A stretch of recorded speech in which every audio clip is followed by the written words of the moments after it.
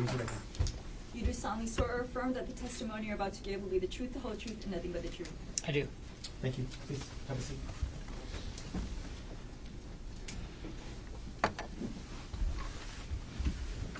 Okay. If you could please state your full name for the record and for the members of the jury. Gerhardt Konig, Gerhard, how old are you? 47, Where were you born? South Africa. And were your parents from South Africa? Yes. What are their names, and are they still alive, and are they still married? Yeah, Peter and Ariel, they're alive and married. Okay. And they've been here, is that them here in the front row today? That's them. Where do they live now? San Diego. Growing up, what did your parents do for work? My dad's a pharmacist, and in South Africa, my mom didn't work.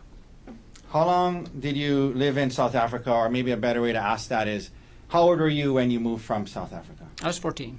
And where did you move to at that age? San Diego. Who moved with you to San Diego at that time? My parents and my younger sister. So what grade were you in when you moved to the United States? 9th grade. Did your dad find work as a pharmacist? Yes. What did your mom do in San Diego? She ran a home daycare.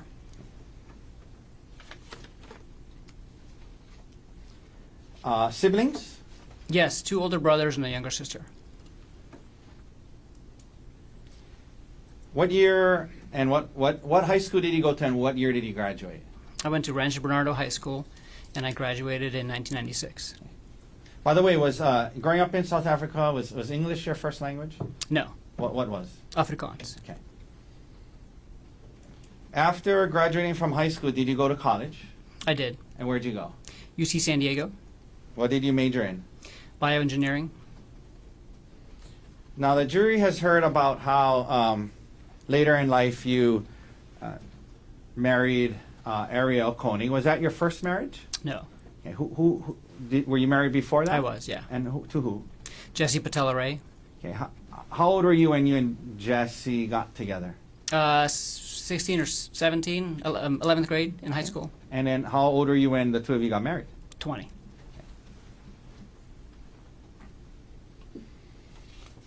After graduating from college, what did you do? I worked as a bioengineer for 5 years. Okay. Doing what kind of work? It was a biotech startup company. We were doing tissue engineering. Okay. We don't need to get into exactly what that is, but it's in the field of bioengineering. Yeah. So specifically, we were growing tissue engineered blood vessels, and so we were taking skin cells from a person and culturing them in the lab and growing large diameter blood vessels specific to them, so they can use it for hemodialysis access or cardiac bypass grafts. And where were you living when you were doing this work? In Marin County, just north of San Francisco. Okay, in California, but up by San Francisco. Yes. Did you and Jessica have kids while you were working and living in San Francisco? Yes, 2 kids. What are their names? Ophelia and Emil. And what years or how old are they? Ophelia is almost 25, and Emil is 20. Now, the jury has heard that you're a medical doctor. After doing this work in tissue genesis for a while, where'd you go to medical school? At the University of Pittsburgh, in Pittsburgh, Pennsylvania. And is that a good medical school? It is. It has a really good reputation, yeah. So Ophelia and Emil were born before you started medical school? Or? Yes. Okay. Yeah. Why did you choose Pittsburgh? Because of the reputation of the school and because the cost of living in Pittsburgh was low. Okay.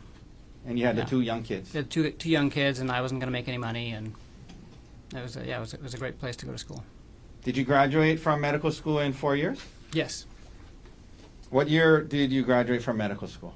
2010. After graduating from medical school, what did you do? I did a 1-year internship, and then I did a 2-year research fellowship. What was the research fellowship in? It was an NIH-funded fellowship at the University of Pittsburgh, and I did mostly blood transfusion research. Specifically, I was working on autotransfusion. It's when you take a patient's own blood that they're losing in the operating room, and I was figuring out ways how to give it back to them safely. Okay. Did you and was that in the Pittsburgh area? Yes. Did you eventually do a residency? Yes. And in what field did you do your residency? Anesthesiology. If you could explain to the jury, what is anesthesiology? I mean, we all kind of know what it is, but generally, I mean, but how do you define anesthesia? Yeah, anesthesiologists are, it's a specialty of medicine, and we're trained to acutely treat organ system failure and techniques to limit pain and awareness. And so basically what we do is we take care of patients that are either very ill or injured, and we keep them alive until they can get patched up. And we make sure that they don't feel or remember anything. Okay. And why did you choose anesthesiology for your residency, and did you enjoy it? Oh yeah, I loved it. It's all hands-on, which is kind of what my personality is and my background in engineering. So I like that about it. Okay. And yeah, I mean that was So you enjoyed it. yeah. Now, what years were you doing your residency in anesthesiology? 2013 to 2016 And where was your residency at? in Pittsburgh. Now, you mentioned your residency 2012 to 2016. Did you at some point you and Jessica got divorced? Yes. Or approximately when was that, or when did you separate? We separated in 2014. Yeah. Is that during your residency? Mm-hmm. Yeah, after 15 years of marriage, and we tried to make it work. We got Okay. married very, very young. Okay. And, Did grew you apart. after that you guys were both living in Pittsburgh, Yes. and were you involved in Emil and Ophelia? Oh yeah, yeah. Okay. 50-50 custody. 50-50 custody. Mhm. You finished your residency in 2016. What did you do for work when you were done with your residency? I was hired as an anesthesiologist by UPMC. I worked at UPMC McGee Women's Hospital, and then I was also hired by University of Pittsburgh as a part-time assistant professor. As a part-time what? Assistant professor. Okay, so in terms of your work that you were you doing clinical work, actually treating patients in the hospital? Yeah. So 4 out of 5 days, I was doing clinical work, anesthesiology, and basically 1 day a week. So 20% of my time, I was doing teaching and research. And so teaching, who were you teaching? Anesthesiology residents, mostly at the hospital. And for the last 3 years that I was in Pittsburgh, I was the site director for the anesthesiology residency at my hospital. So I was in charge of the teaching of the residents at the hospital there. And that was all in Pittsburgh? Yeah. Okay, now, after separating from your first wife, did you at some point start dating again? Yes. And did you try out dating apps? Yes. How'd that go? I used some free dating apps in the beginning and met some people and finally signed up for a paid app, eHarmony. eHarmony. Mm-hmm.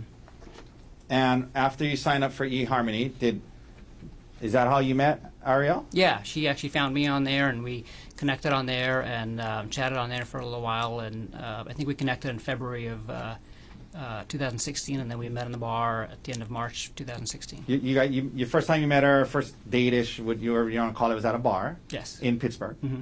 Okay, and then did you guys continue to see Doctor, Yes. Is that a yes? Yes. Okay, sorry, I should correct you. And after that, did you guys continue dating? Yes. I think you said you met in 2016? Yes. Okay. When did you and Ariel get married? 2018. Between 2016 and 2018, where were you living? We were both living in Pittsburgh in like kind of different suburbs of the city. She lived north of the city, close to where she worked, and I lived kind of to the west of the city. We were about an hour apart, but so we spent 1 week at my house with the kids when we had the kids, and then we'd spend 1 week at her townhouse up Okay. north And that was in Pittsburgh? in Pittsburgh. Okay. Yeah. And you were working in the job you just described to us? Yes. Now, after your first divorce, you had 2 kids. Did you want to have more kids with? I did. With Yeah. Ari? Yeah. Okay. Yeah. I had that in my profile on online dating and. That you wanted to have more kids? Yeah. Okay. And did you and Ms. Konig have kids together? Yes, 2 kids. And what are their names? And tell us when they were born. Olin was born right in the middle of COVID, May 2020. Okay. And Vigo was born just a few weeks before we moved to Maui in 2023. Just a few weeks before Maui? Yeah. Okay. In 2023. Yeah. So you guys are still living in Pittsburgh when, well, at least Olin, 2020, you guys are in Pittsburgh. Did there come a time when you and Ariel decided to make a move and move to Hawaii? Yeah. Tell us about why that came up and what was the interest and if it was a joint decision. Yeah, it was a joint decision, and this was something that we kind of bonded over ever since we met, and we both love Pittsburgh and love the city and the town and Steelers fans, but we wanted to move somewhere where the weather's a little nicer, and she knew I had family in California, and so we had talked about that for a while. And then after we started having kids, we started talking about it some more and realized that actually our main priority is safety and just finding kind of a place where we can raise our kids in a safe environment. What do you mean by safety? Just like the random gun violence, like school shootings and things like that, were really concerning for us. We wanted to go to somewhere where that's relatively rare or less of a concern. How did you guys decide on Maui? I came to Oahu actually once during residency, when I was doing my research fellowship, and just kind of fell in love with the atmosphere. There's just kind of a joy to life here, and the tempo is just different than anywhere else that I've been in the United States. Okay. So you guys decide on Maui. Well, and then we went to Maui for our honeymoon, and our friend's honeymoon too, and that's kind of how we got introduced to Maui. Got it. Now, you said that it was a joint decision about kind of putting the kids first and safety. Yeah. Was it gonna moving from Pittsburgh to Maui? Was it going to have an impact on both of your careers? And let's start first with yours. Tell the jury if it was it gonna. How was it, if any, gonna affect your? Yeah, it was gonna have a big impact on my career. So I was gonna have to give up the teaching and the research completely. And my job in Pittsburgh was at an academic medical center, and even when I wasn't working for the university, I was interacting with students and residents and things like that. And on Maui, Maui, it was just going to be like a clinical. Community hospital, and so kind of very, very different. And what about the research part of your job? Yeah, so I have to give all that up. And you're willing to do that? Yeah, we were basically committed, both of us, to going somewhere where we could focus on the family and slower pace of life, at least until the boys were out of high school. Okay, so now you just shared about the effect it was going to have on your career. What about Arielle's career? Explain to that. She talked about being, at least for a while, in the nuclear industry. So when this decision was being made about moving, what was going on with her career, and what was her how was this going to affect her? So by the time we made the decision to actually move, which was like in the summer of 2022, it actually didn't affect her career that much. If we had made that decision earlier, it would have had a much bigger impact. Why wasn't it going to affect her career that much at that point? So she was working. So before COVID, she was working 100% in-house, full time, and then during COVID, her job went remote, like most people's jobs did. And then during COVID, we also had Olin, and she realized at that point that she didn't want to go back to working in person again. That she felt she could accomplish a lot more at home, working and just be much more efficient. And it also allowed her to just be home more with the kids and the family. Was she still was she still in the nuclear industry when you guys decided to move?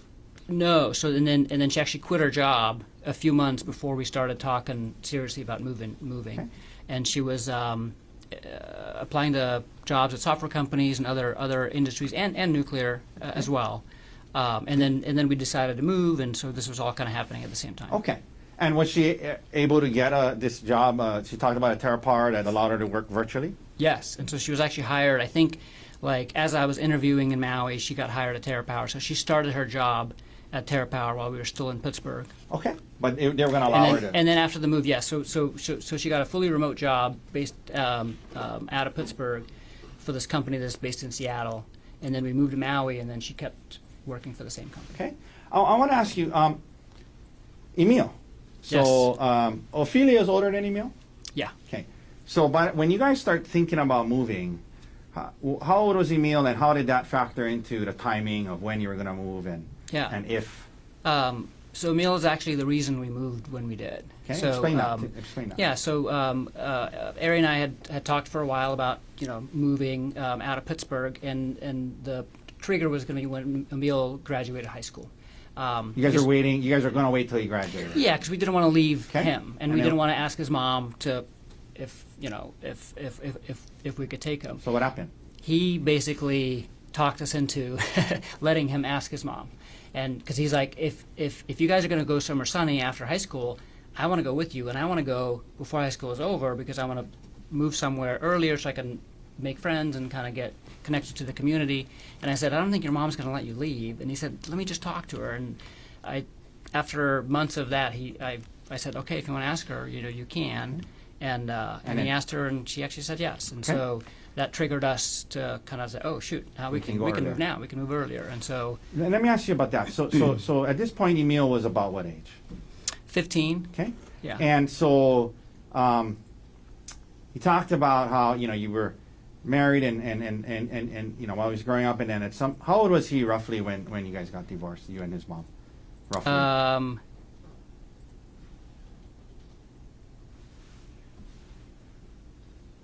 9. Okay. Yeah.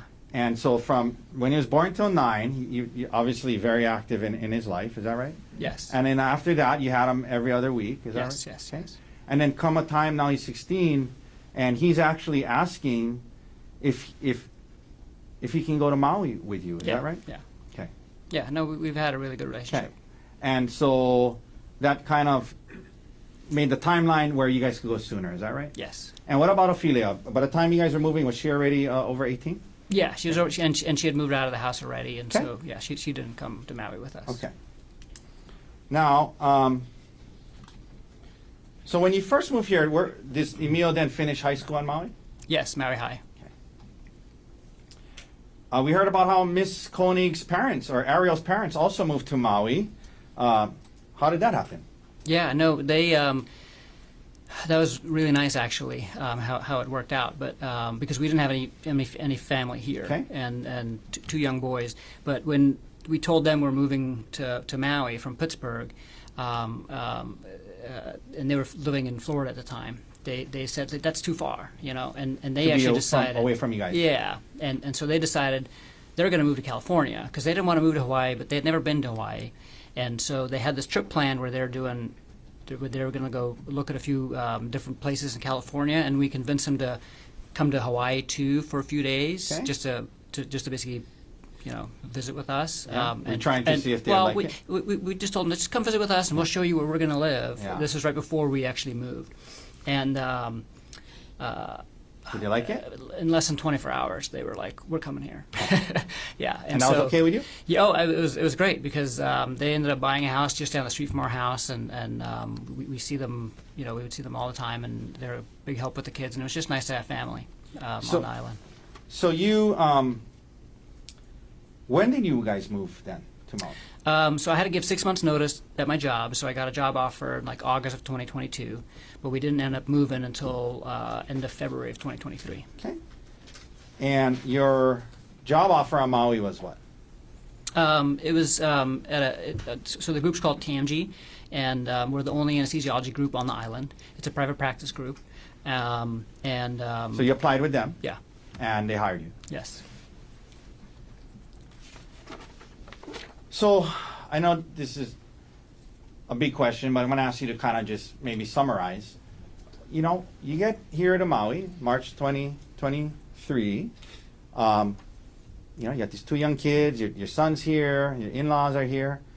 You got a job. What was life like for you and your family from March 2023 until December 2024? Can you just summarize what it was like? Yeah, it was amazing. The move was a little stressful at first getting here, but once we were here and settled in, it was our dream life. So we bought a house really close to the hospital, so I could walk to work, and it also meant that I could take all my call shifts from home. And whenever I was done at the day, I could be home in a few minutes, and it translated into me being home a lot more than I was in Pittsburgh at my previous job. And so that meant that I was spending a lot more time with the kids and with Ari and with Emil. I was doing a lot of home improvement projects, and then as a family we were doing lots of exploring. Like every weekend we would explore Maui. We did a lot of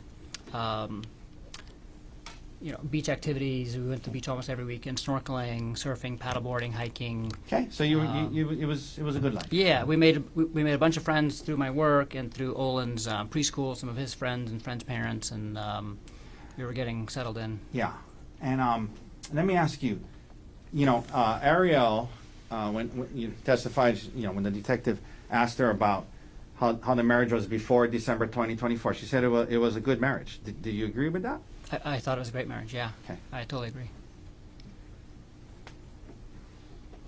I just had a question. That being said, during that time period, did it ever come up that area between that time period, did moving back to the mainland ever come up?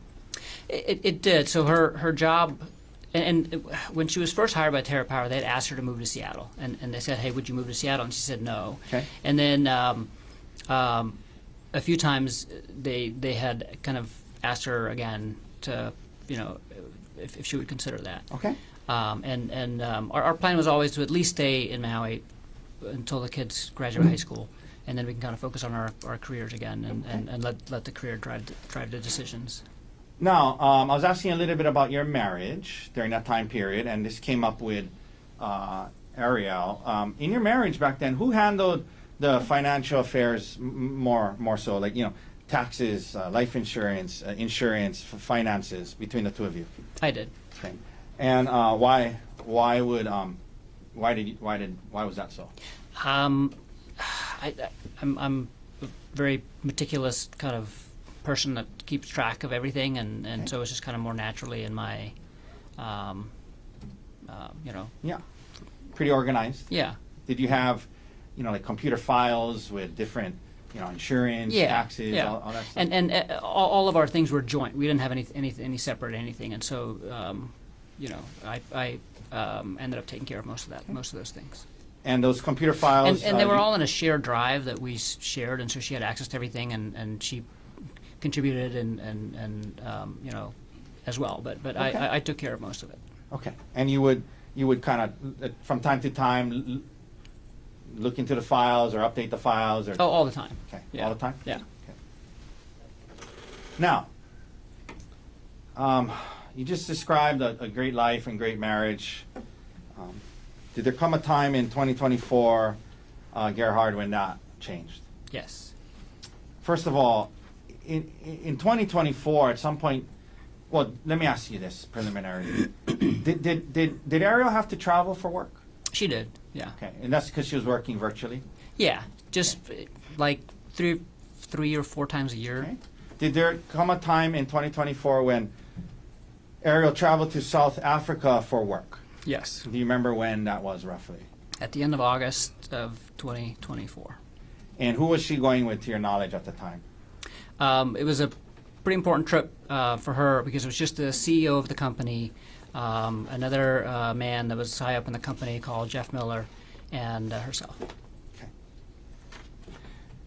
Now, I want to ask you this. By the way, when you guys were on Maui working, and she was working virtually, like, where was she actually doing her work? Like, when she was working? Yeah, she had a home office set up, but it was in your house? In our house, Okay. but it was in our bedroom. So, and there was no divider or anything between it. So her desk was basically right next to our bed. So like a third of the space in the bedroom was taken up by her office. And when what were her hours? Was she on Seattle time? She started? Mostly West Coast time, sometimes East Coast time. So she would usually get up Early. either 4 or 5 a.m. and start work around there, and then work until around 2 p.m. So were you, because it was in your bedroom, were you exposed a lot to A lot. her yeah. work and her things she was doing and the Yeah, people? she has a huge monitor on her desk. She has one of those desks that can go up and down. Okay. And it's facing into the room, and all of her meetings are on speakerphone. Okay. Prior to this, well, leading up to this South Africa trip, you mentioned did she go with a man named Jeff Miller? Yes. Did you have any concerns about Jeff Miller at that time? No. I know you mentioned no concerns, but was there anything weird on that trip, behavior-wise, that you took notice of? The South African trip? Yeah, it was a really quick trip. It was just 2 nights. But the one weird thing was that on the second night, I remember noticing that she never contacted me at the end of the day, and that's kind of out of character. Whenever she went on work trips, she would always kind of check in at some point. And, at the end of the day, even usually we would check in several times during the day as well, and just through text. We would text a lot. Okay. And the one night on that trip, she never reached out. And I was at work, and by the time I got home and realized that she never reached out, I knew she was asleep, and so I didn't reach out to her either. But normally she would reach out to me when she's done with her work day. Did you see much of it at the time, or? No, Okay. I took note of it, and I asked her about it, and she just said, like, I'm so sorry. We got back late from dinner with the hosts that were hosting us, and I'm sorry, I should have texted, but I didn't. Now, she returns from South Africa. Later on in 2024, did you and your family go on a trip to Kauai? We did, yeah. When was that, roughly? In October. I think it was October. Yeah, we told Emil as a graduation present we'll take him to one of the other islands that he hasn't been to yet for a little trip, and he picked Kauai. He picked Kauai. Now, did anything happen on this Kauai trip that made you become concerned to a degree about Mr. Miller? Yeah, a little bit. What happened? Tell the jury what happened. Yeah. So we were there. At the end of, I think from like Thursday to Monday or something like that. So it overlapped with her work week a little bit, and she was able to take most of the time off. But there was a few meetings that she still had to do that she couldn't. And so and they're early morning meetings because they were West Coast time, and I just overheard her talking to him on the phone and from the other room, and it just seemed that they had a very familiar tone. More so than what I was used to, the way that she used to talk to him and the way that she talked to her other work colleagues. Now, you get back from Kauai after the trip. From October to December. Did you notice any other red flags or concerning behavior? Yeah. So what happened? The biggest. But the only thing that I noticed was that she was constantly on her phone. She was just constantly on her phone. Was that more so than usual? Yeah, much more than usual. And she would hide the screen from me. So what do you mean by that? Like, if you're sitting next to somebody and they're on their phone, like, you can just notice that they're sitting in a way. They're constant. They're always just like moving their. What if you walked into a room when she was on? Yeah, her phone? when I walked in the room, she would turn the screen off or turn her phone upside down. Did you ask her about it? I did several times, and she would always say, "I'm talking to Gianna. I'm talking to Gianna," which is her best friend. Who's Gianna? Gianna's her best friend. Okay. So you did ask her about it a couple of times. Yeah, more than a couple. And you continue to see this concerning. Well, was this behavior concerning to you? Yes. And I was curious. Okay. I was concerned. You're right. And did she told you it was, don't worry, it was just Gianna? Yeah, and she was like defensive about it. Okay. Now, what did that lead you to do in early December? All this behavior, red flags. No, when she kept doing it and she kept being defensive, I unlocked her phone. Okay. And while she was sleeping. Now, do you recall when you did this? There's been talk about a San Luis Obispo trip, right? Were you guys going to go on a trip in December? Yes. And with who? With our friends Bryant and Gianna. And so, what day of the week were you going to leave for the trip, if you recall? So, Ari and Gianna were going to be there on Wednesday. Okay. And Bryant and I were going to join them on Thursday. So the girls were going first? Yeah, Just and then we were spent- all staying there until Sunday. The girls were going to go spend a night together. Yeah, so they had like a girls' day planned, and they wanted to just go for the first day. The trip was mostly for Gianna's birthday. So that was going to be on a Wednesday. When did you look into her phone? On Monday night. Okay. Right before the trip, a couple days before the trip. Yeah. So tell the jury what you discovered. So Monday night, when I looked at her phone, I went to the screen time application on the iPhone, and then I noticed that the app with the highest usage was an app called WhatsApp. And I was What is really, WhatsApp? WhatsApp is a communications app. So it has texting, it has voice calls and video calls. So instead of using your phone's built-in texting or voice or video, you go through WhatsApp, Okay. and it's separate from the phone.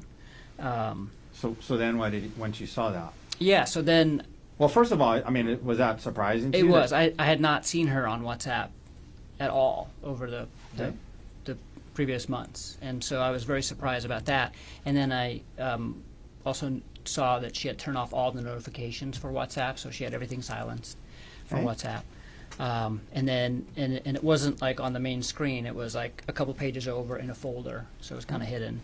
So did you open the WhatsApp? Yeah, so I opened the WhatsApp. What did you see? And there were two conversations with Jeff Miller. And the way WhatsApp works is that your account is always linked to a phone number. And so the one conversation was a conversation with his work phone, and the other conversation was a conversation with his personal phone. Okay. And so let's talk about the conversation with his personal phone. Tell the jury what you saw. Yeah, it was. So what I saw. So this was Monday night. What I saw was that the messages from Monday and from Sunday, so the previous 2 days, it was like a full-on conversation the entire day long, and it would start All day long? off. Yeah, and it would start off at like 2 a.m. Hawaii time. So and Jeff Miller lives in Maryland, and he travels extensively for work. Like he probably travels 3 out of every 4 weeks, and I know this because I'm always hearing them on the phone and Okay. talking about that. So basically, wherever he was, he'd be texting her good morning, but it wasn't just like a good morning text. It was like 5 or 6 texts. It's like a whole good morning. I had a great, I slept great. I'm looking forward to the day. I hope you're sleeping great. And then at like 5:45 a.m., her good morning. She would be responding. She would respond, and then the whole day long, like, this is where I am. This is what I'm doing. This is what I'm thinking, until good night at the end of the day. And that was for Sunday and Monday. Okay. So for the 2 previous days. So Sunday is a weekend, right? Right. Yeah. So you Yeah, saw so on it a was- Sunday. We saw the text from December Yeah, she's 1st. I'm at work. I'm on call for the weekend, and she's at home decorating and hanging out with the kids and texting him all day. Texting him all day. Okay. And then go ahead. when I scroll back past that, it's very strange because then between so the thread was created on June 4th or something like that, because WhatsApp puts when the thread was created in the app. Okay. And there was no messages between June 4th and August 30th, which was like a few days after the South Africa trip. And then between August 30th and Sunday, it was very strange because there was like fragments of conversation or little short things, and then mostly just pictures and songs and links. And it was basically Jeff sending her a bunch of pictures of himself, a bunch of song links that she had saved, and her sending him like a bunch of pictures too of. Did you when you said it was strange because there were things missing? Did it seem to you like things were being deleted? Well, yeah, because obviously that was. I mean, there was an abrupt cutoff between, like, what's before Sunday and Monday and that conversation and then everything else that was Okay. on there. Let me ask you this: seeing all of that, here you are, a couple of months now. You had some suspicion, some red flags. Asked her about it a couple of times. She denies it. Defensive. Now you open it up, and you see this. Yeah. Tell the jury how you felt. How did it make you feel? I was devastated. There's obviously something going on, and Okay. So I didn't know what to do. okay. So what did you do? So I had actually started using WhatsApp myself when we moved to Maui, because that's the main communication platform that the anesthesiology group uses, and so I was using it every day, communicating with the rest of the group and during our business meetings. And so I knew that WhatsApp, since even though it's primarily an app on your phone, there's a web interface. You can log into WhatsApp on your computer through the browser as well, and it'll basically just duplicate everything that's on your account. And then what did you do the next day? So I took her phone upstairs to my computer, which is in the hallway upstairs, and I logged into her WhatsApp on my computer. So you could watch her. So I could activity. see, because yeah. Okay.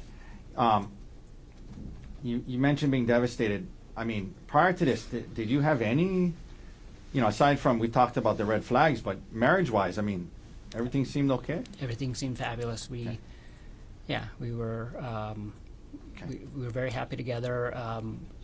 No red flags in terms of the marriage itself. Okay. So now, you want to learn more. You go into what do you call it, like detective mode, kind of? Yeah. Okay. So now you logged on and you're able to watch her. And did you do so the next day? Yes. Excuse me. Yes. Tell the jury what you saw the next day? So the next day, it was basically the same type of thing that they were doing on Sunday and Monday. So they start off by saying good morning, and then just wasn't communication the entire day. But this day, she started deleting messages, and so one of the first things that she did is she deleted all of the messages from Sunday and Monday. Okay, so when you went, make sure you put the mic a little closer. So when you saw the messages the night before. Yes. And now you're looking at it on the computer next day, and those messages you saw the night before are deleted. Yes. Okay. And then what? And then I saw them communicate kind of in real time, because I could see it pop up on my screen too. And as soon as the conversation proceeded, kind of past, she would kind of keep deleting the previous messages. So she was like, not deleting them in real time, but like throughout the day, she was deleting the previous messages. And the content of the communications and what was being deleted, again, was it concerning? Yeah, I mean, it was the same type of conversation that she was having with them on the previous 2 days, which is not a conversation you have with a coworker. This is a conversation you have with your spouse. I mean, this is And after watching that all day long, what did you conclude? I mean, in terms of what was going on. Did you believe? I mean, she was having an affair. Okay. Let me ask you this: while that was, did you, because she was deleting these things, did you try to save some of the messages? Yes. So the first thing I did, actually, the night that I unlocked her phone, because on WhatsApp you can also export the thread basically and save the thread, and so I exported the thread to my phone. So I had copies of what was on there when I first discovered it, and then the next day on my computer, the only thing I could do on the web interface is take screenshots of the. And you took some. Yeah. All right. So now you are faced with, this. You got this trip in a day or two. Do you confront Ariel right away? Not right away. So the way that this was happening was that our trip to San Luis Obispo, there's no direct flights from Maui to San Luis Obispo, and so we coordinated that the layovers were going to be in Phoenix, which is where Brian Gianna lives. And Ariel was taking a red eye on Tuesday night. And so on Tuesday, when I was first discovering and watching this kind of in person for the first time, let me stop you there. So just to help the jury. So Monday night is when you first found the WhatsApp chain. Is that right? Right. So Monday overnight. Tuesday morning, I wake up and I start looking at them interacting in real time during the day. And then Ariel's supposed to leave that night. And she's supposed to leave that night. Do you confront her before she leaves? I do not. Okay. Yeah. And then, so she leaves. Who do you first reach out to talk to about this? Yeah. So on Wednesday night, I'm supposed to leave to go to fly to Phoenix to meet Bryant and then go to San Luis Obispo. Okay. And Wednesday, like in the middle of the day, I call him and talk to him. Okay. And why did you call? FaceTime. Why did you call Brian? Talk to him about it. Few different reasons. One was that we were, about to go on this trip with them, and I wasn't able to, I knew I was going to have to confront her as soon as I got to San Luis Obispo. So now it's Wednesday, and I'm convinced of, I'm seeing what they're doing, especially what she was sharing with them on Wednesday. So on Wednesday, she was spending all day in San Luis Obispo with Gianna, and she's basically keeping him up to. I mean, first thing is as soon as she lands in Phoenix in the morning, she's like, just landed. I have an hour and a half. If you're free, we can chat. Can't wait to talk to you. Is she texting you, keeping you up to date? I'm getting. I also got a just landed text, but nothing else. Okay. But she's reaching out to him, and on WhatsApp, you can see when a message has been read, and so as soon as she saw that he read her just landed text, she called him, she didn't wait for him to respond. Okay. And stuff, and I'm not getting a call, I'm not getting any of this stuff, and then during the day, she's sending him pictures of the places that they're of her and Gianna doing stuff, So you're seeing this. So I'm seeing this, and that's at that point I'm just I can't go to San Luis Obispo and not confront her about this right away. And going back to Bryant, right? So I know. Yeah. Did you guys have fun activities planned? It was supposed to be a fun couples Yeah, trip. so it was supposed to be a couples trip, right? And it was Gianna's birthday, and actually Ari planned it because she used to work for, one of the power plants that she. That was her responsibility for refueling is just outside of San Luis Obispo. So she used to travel to San Luis Obispo all the time for work, and Okay. So were you planned were you a bunch of fun reaching out to activities. Bryant and you said there's several reasons. Was one of it to kind of let him know hey, this might not be the fun trip we had Yeah. planned? So the first reason was hey, this is I'm just giving you a heads up. I'm gonna confront Ari with basically an affair. Was there other reasons why you wanted? And then the other reason was that the other reason why he's my best friend and I wanted some advice, but I specifically wanted advice from him because they had just gone through infidelity in their relationship 6 months earlier. Bryant and Gianna. Bryant and Gianna, and Okay. so They were dealing with that. yeah, and so he had been dealing with this, and I was looking for advice and just needed a And friend. just to be talk clear to. for the jury, in that situation though, was it reversed? It was, yeah. was Brian had a one-night stand, and Gianna Yeah. found out about Okay. it. And So they had been dealing kicked with him that out of the and after house that. and stuff. Yeah, Okay. yeah, And so you talked to Brian. yes. Do you fly up on the trip? Yes. When you get there, do you confront Ariel right away? Almost right away. I mean, right when we get there, they already have dinner reservations and stuff like that waiting for us. And so we go to dinner, and right after dinner, when we go back to the hotel, is when I confront her. Did you talk to Gianna before you confronted Ariel? Very briefly. Okay. Yeah. And you And- told her what you had found. I basically just gave, I told her briefly what I had found, and then left to go talk to Ari and left Bryant to explain to her more. So, where do you confront Ari? Were you in the hotel room? In the hotel room. You confront her with it. Tell the jury how that went and what Ariel's initial reaction was. Yeah, I confront her with it, and she's immediately remorseful and doesn't deny anything, admits to it, and is crying and Let me ask you this: you say admits to it, and when Miss Konig testified, she kept using the term. You guys use the term emotional affair, but in that time period, what did she admit to? Having a she admitted to having an affair. Yeah. Okay. Yeah. With Jeff Miller. Yeah, she admitted this was completely inappropriate relationship. Okay. And so you we mentioned called it she- an affair from the start. And you mentioned she was remorseful and crying. Yeah, Okay. yeah. Now, here we are now in San Luis Obispo. This is going on. What was your emotional state like at the time? In other words, what were you thinking needed to happen? And you guys were going to try to work this out or Yeah. not, or while you're on the trip. Yeah, no, I mean it was It was tough. I mean, a lot of emotions for sure. But Brian and John were really helpful, and we were away from the kids and away from work and away from everything else, so we can kind of just focus on this. Okay. And you guys reached some kind of conclusion as to whether or not you guys were going to break up or what? Oh yeah. So yeah, we both wanted to work on it.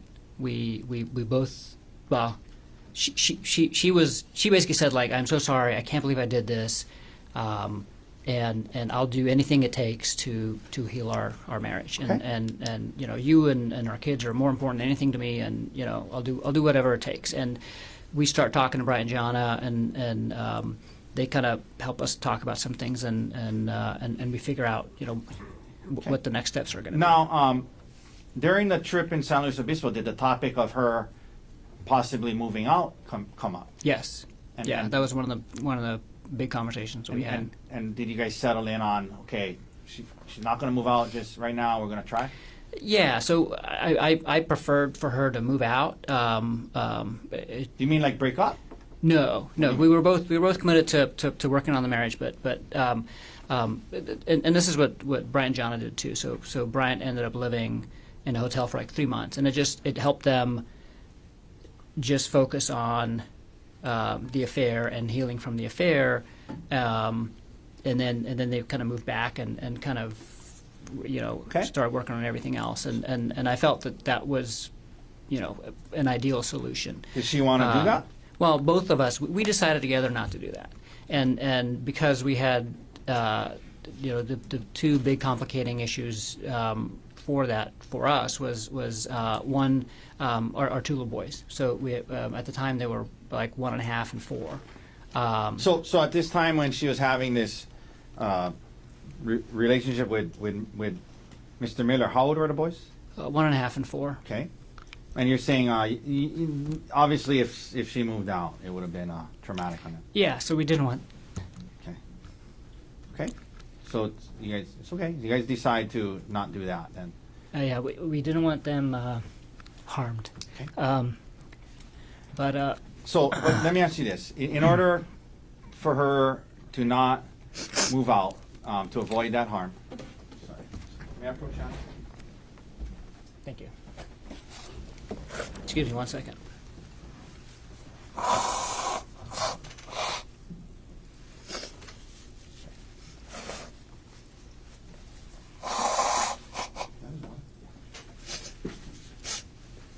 You want water?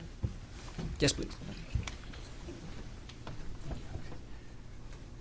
You mentioned the kids. Was there did Ari have other concerns about her moving out?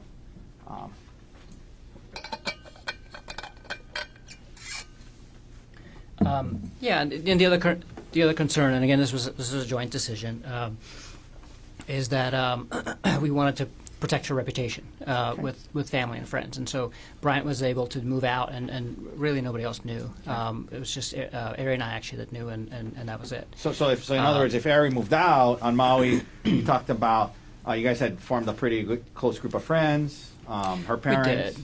We did, and everybody lived right there, and it's a small community, and I mean, people were going to know that she moved out and would ask why, and so that was part of the joint decision. yes.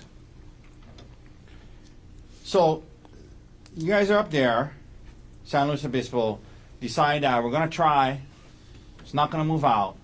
What about were there some talk about if we're going to do that? At least, initially, was there some talk about what was needed to happen as it related to Jeff Miller and her job? Yes. What was that? Tell the jury about that. Yeah, so I mean, she obviously needed to terminate the affair immediately, but also to terminate all contact with Jeff Miller, and that would involve her quitting her job and getting a new job. Initially, what did she say? I mean, was that something she was agreeable to initially? Absolutely. Okay. And so we decided that was the plan, and she said she just needed a little bit of time, and so she didn't want to quit her job right away. But that she would limit contact with him, and so she actually sent him an email through work, like a work email, and said, basically, hi Jeff. From this point on, all of our communication needs to be in email only, if we do meet, because they would have virtual meetings all the time, if we do meet, it would have to be with one other person present. And she did this without talking to me, but showed it to me afterwards. Said, hey, this is what I did. Is that okay? And I said, that's fine. So the plan was that she was going to quit her job and maybe find a new job, but in the meanwhile, For sure, she was going to quit her job and find a new job. Okay. And but in the meanwhile, there was going to be some boundaries related to her interactions with Miller. yes. Okay. Was she supposed to go on another work trip with Jeff Miller soon after the San Luis Obispo trip? Yes. To where and when? So the San Luis Obispo trip ended on Sunday, and then on Sunday, I was going to fly back to Maui to take care of the kids, and she was flying to Seattle, and she had a week-long business trip in Seattle, starting right after this Oh, right trip. after? Mhm. She was going to go straight? And Mr. Miller was supposed to be there? Yes. Did you later learn anything about the hotel situation related to that? Not even later. It was. I mean, so while we were in San Luis Obispo and while we're still talking about all these things, she, I told her basically, I'm not okay with you going to Seattle. And she said, no, I totally understand. And she said, I'm going to cancel that trip. And she admitted that she had changed her hotel from the hotel that she was supposed to stay in with her primary team that she works with at Terra Power to the hotel that Jeff Miller was in, and they already had dinner plans for Sunday night. Okay. And then she canceled that trip. But she canceled all of that. So she told work she had a family emergency and couldn't go, and so we flew back together to Maui on Sunday. You get back to Maui on Sunday, and you there was some kind of initial conversations about what needed to happen with her job and whatnot. When you get back to Maui, are you still kind of just trying to figure out how to deal with this whole situation? Yes. Did you tell anyone other than Gianna and Brian? No. And was that for the reasons you talked about earlier about Ariel's reputation? Yes. But you did. We saw the email that you sent at some point to Mr. Miller's wife, right? Oh, yeah. And Yeah. I did that in San Luis Obispo. Yeah, and that was in San Luis Obispo. Okay. Mhm. Yeah, that's the day that I found out. Yeah. And Well, I why'd mean, you, that's not true. That's the day that I confronted her Okay. about it. and why'd you why'd you do that? I just felt that if I was in her shoes, I would want to know. Okay. Okay. So now you get back to Maui, and to your knowledge, immediately after was as far as you knew, Ariel limiting contact with Mr. Miller? Yes. Did she ever start to look for a new job? Yes, right when we got to Maui, she was updating her CV and her LinkedIn profile and looking for jobs. All right.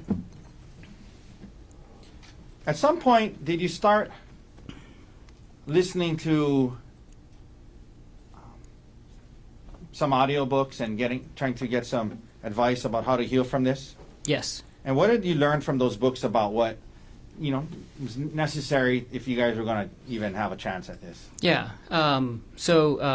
Listen to several books and talk to Bryant a lot, and there's a lot of different things that the books recommend. But the five main things are basically, the first is always to terminate the affair, obviously, and terminate all contact with other cheating spouse. Okay. And all the books talk about, and if this is something at your workplace, you need to quit your job or move departments or something like that, because it's something that's commonly happens between coworkers. And then the second thing is that the cheating spouse needs to put in the work to understand all of the damage that they've caused to the relationship, and because it's not immediately apparent, just how deep the trust issues are going to impact things, and potentially putting the family dynamics and the kids at risk and things like that, and all the different ways that you hurt your spouse. And Okay. so that was the second thing. The third thing is Was there anything about privacy? yeah. So one of the main things is actively rebuilding trust, and that means that you're going to have to proactively give up privacy and then also tolerate some invasion of privacy, meaning basically like you need to tolerate if your partner is saying like, hey, can I see your phone, for a sec and see who you're talking to, or hey, I can I see who you're emailing, so Not get defensive. and not get defensive. Yeah. Okay. Now, and did you discuss those things with Arielle? Yes. Okay. And was she doing these things? In the beginning, and then very inconsistently the rest of the month.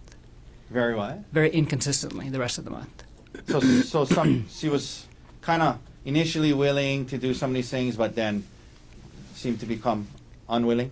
Yeah. So basically, it seemed like her whole attitude changed really within a few days of us getting back to Maui. Tell us about that.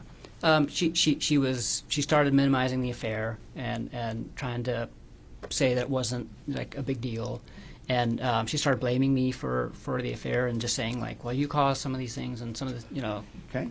telling me some of the things that I was doing that potentially contributed her doing. Was she open to your questions about, hey, let me see your phone, or who are you calling? Like on and off, she would get defensive and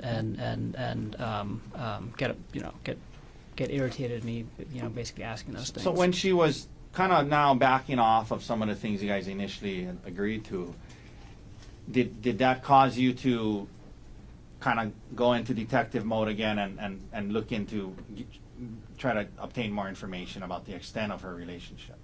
Yeah. Okay. And Yeah. what new information, if any, did you learn at that point? I was trying to talk to her about the affair and just trying to get more details, because we didn't talk about it in detail in San Luis Obispo. We were just kind of talking about big picture. Are we going to stay together? Okay. Are we going to move But out? she admitted all to these it, though, things. right? Yeah, she admitted to it. And then later, a few weeks later, I was looking, and the two main things that I found out. Let me just back up. So I was trying to ask her more questions about the affair, and she wouldn't basically engage Okay. and answer questions. And so everything that I found out is I basically found out on my own. And I found out that when they were in South Africa on our phone bill, actually, there's records of them texting just through regular text, like up through past like 10 o'clock on that night that she never got back to me. Okay. And then again, like a 1-minute phone call at 5:30 the next morning, local time, and I was like, that seems odd. And then Okay. in that combined with in the work thread that they had on the WhatsApp, not the personal one, the work one, the next morning they're talking about work stuff, but then they're also talking about how they can barely stay awake and they're both so tired and So that made things. you wonder. Yeah, I just. Okay, what that else did made you me, learn? What else new things did you learn? concerned. And then the other thing was just the sheer scope of the number of deleted messages, because I saw that WhatsApp has a statistics area where you can go to for the app that shows you how many total messages have been sent or received since the last reset So what did of you the see? app, and she had deleted over 10,000 messages Over- during that time. Over what period of time? I'm assuming during, Okay. So the thread was created on June 4th, and I'm not sure when. She said that the affair started after the South Africa trip, is what she admitted to Okay. me. So it was either over 3 months or 6 months. Okay, did you start doing some But it's like, rudimentary math 50 in your to head? 100, or like 60 to 120 messages a day. Okay. During that time if it's averaged throughout the whole day, and then Okay. 19 hours of phone and video calls too. Okay. This is probably a dumb question, but did that make you feel better or worse about the situation? No, it made me feel worse, and I was just feeling worse about the whole situation overall, because it takes some time to kind of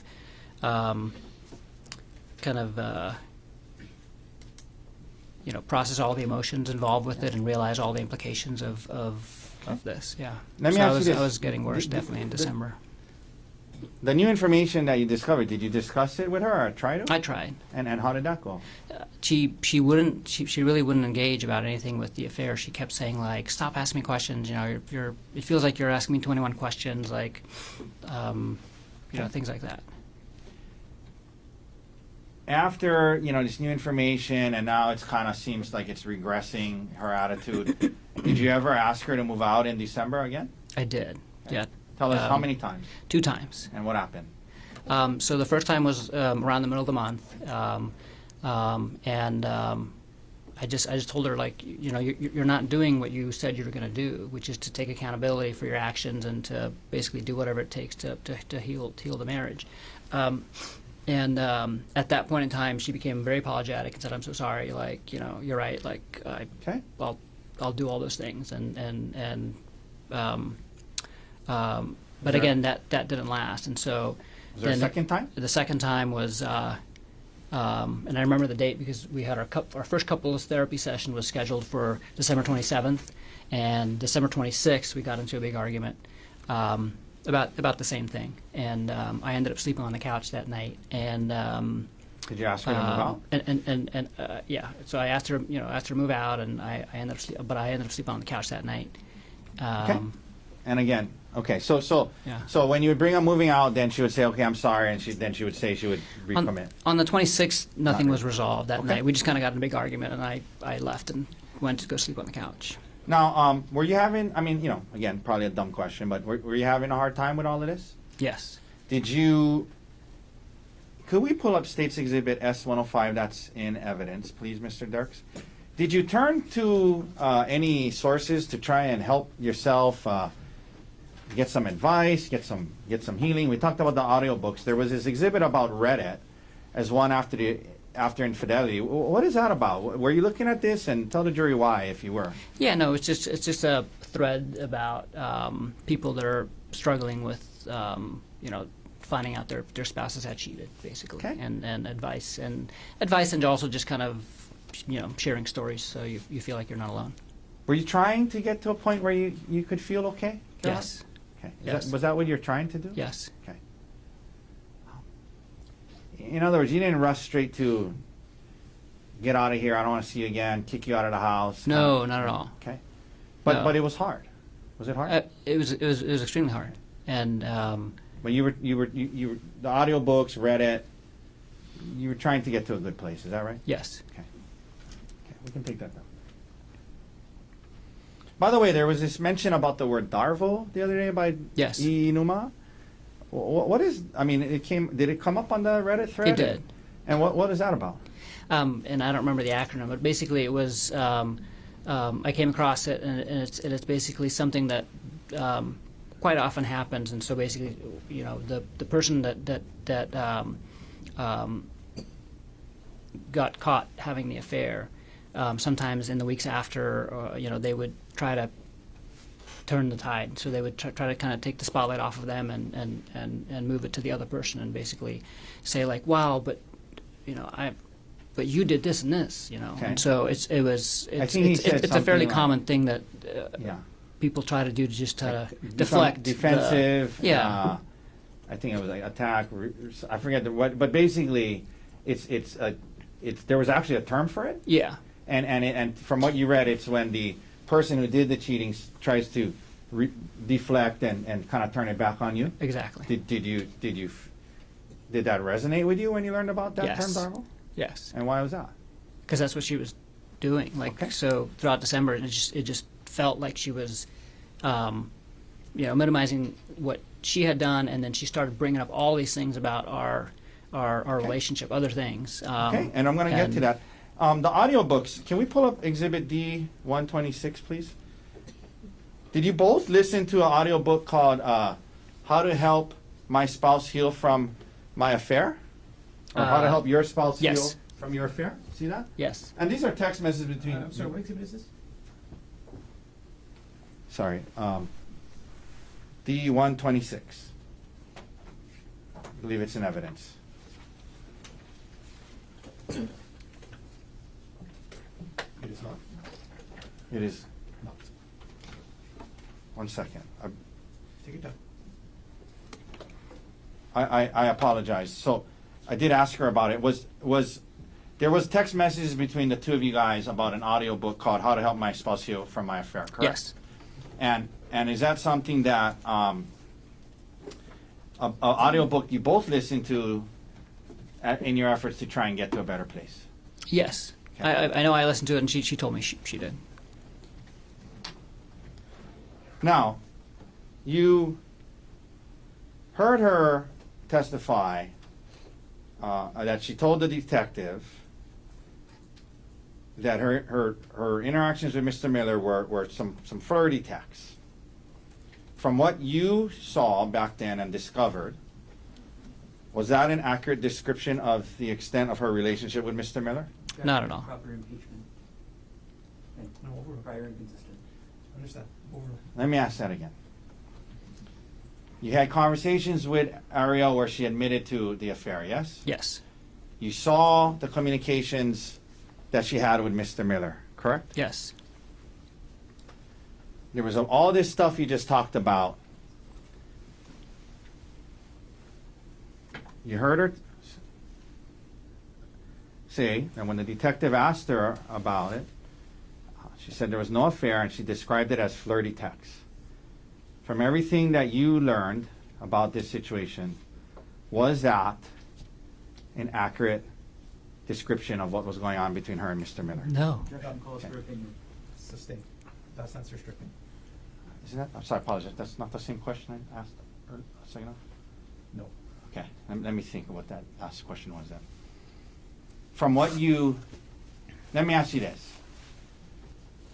I apologize. Let me ask it this way. From everything that you learned and you knew, was her relationship with Mr. Miller, can it accurately be described as just some flirty text? No. Objection. Sustained. From what everything you learned and knew, was all that was going on between them flirty texts? Objection. Same objection. Slightly different question. Overruled. No.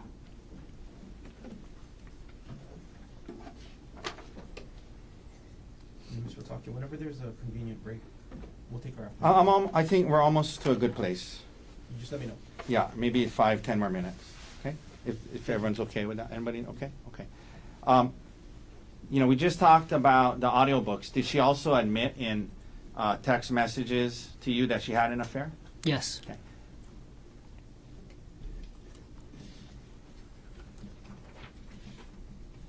Now, at some point, do you guys start counseling? Yes. And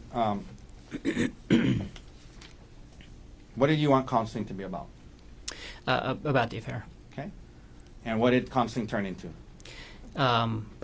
Mostly other things in our relationship. Okay. Also a little bit about the affair, but mostly other things in the Okay. relationship. This might be a good time for a break. Okay. Ladies and gentlemen, let's take a 15-minute recess. Ms. McCallum can get you at 2:40. Leave your notebooks on the chair. All right.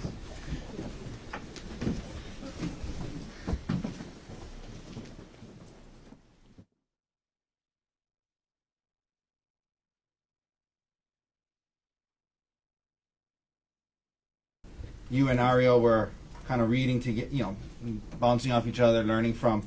Did you guys text each other about it? Yes.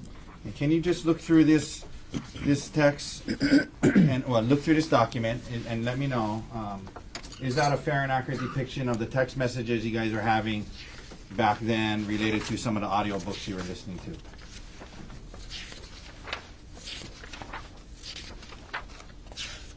Yes. Okay. Your Honor, move to admit 126. Mr. Garner. No objection. What is your mark for identification as defendant's exhibit D-126 is received as evidence? Mr. Dirks, could we please now publish the first page?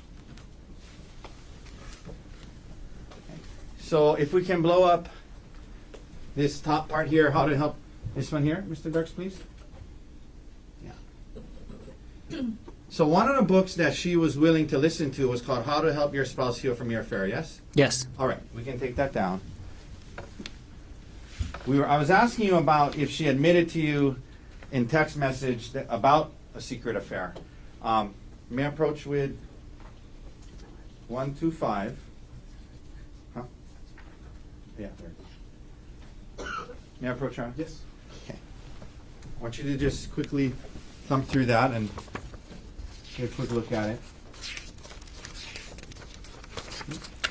Is this a fair and accurate depiction of the text messages between the two of you on December 9th about the affair? Yes. Your Honor, move to amendment 125.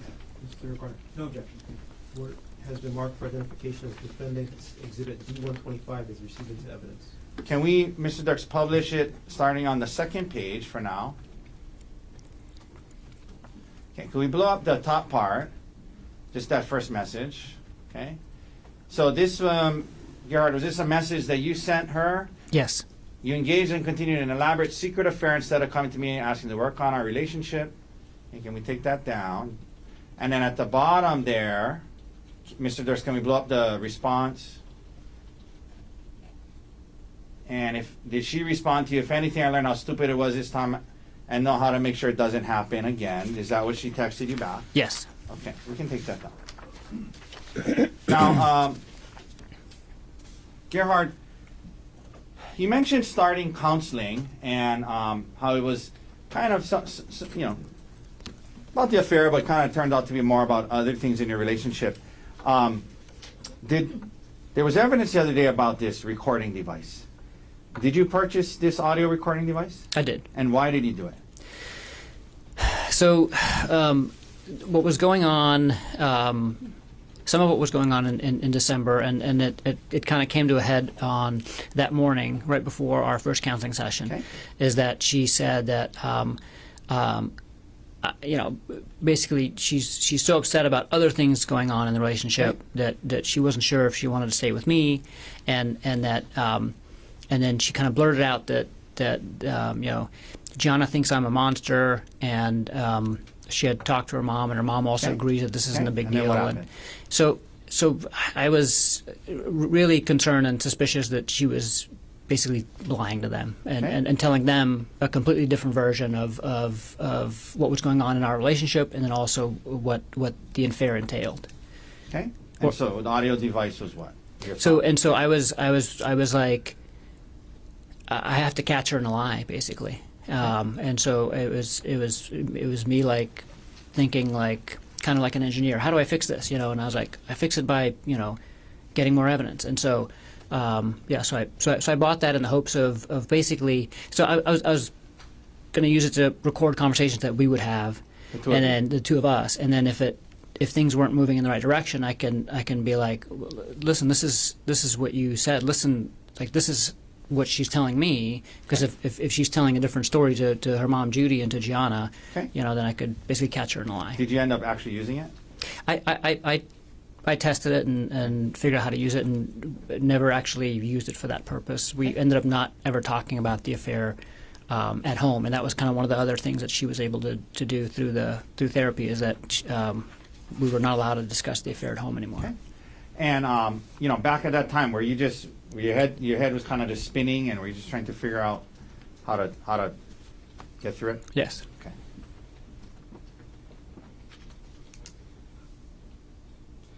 So you start counseling, and you mentioned that you guys weren't talking about the affair at home anymore.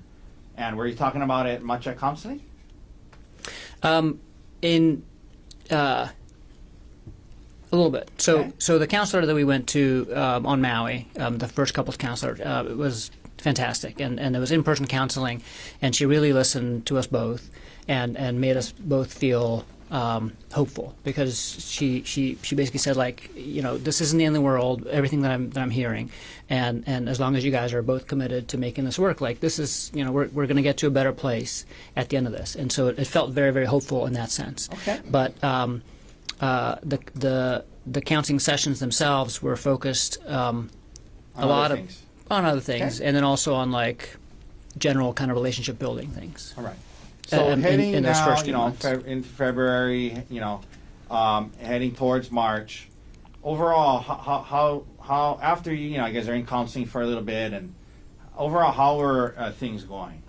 Good, actually. I mean, I felt really hopeful, and in kind of hindsight, I would describe it as taking Tylenol when you're sick, right? It makes you feel better. It's not actually addressing the illness. It's not actually, you're not doing anything about the disease itself, but it felt better because we were learning, communication techniques. We were doing a bunch of exercises to kind of define what we wanted our relationship to be like at the end of this and things like that. And you We weren't were really also- you mentioned not talking too much about the affair at home. Yeah, and so we weren't allowed to talk about the affair at home either, so it kind of made home life easier Okay. in that sense too.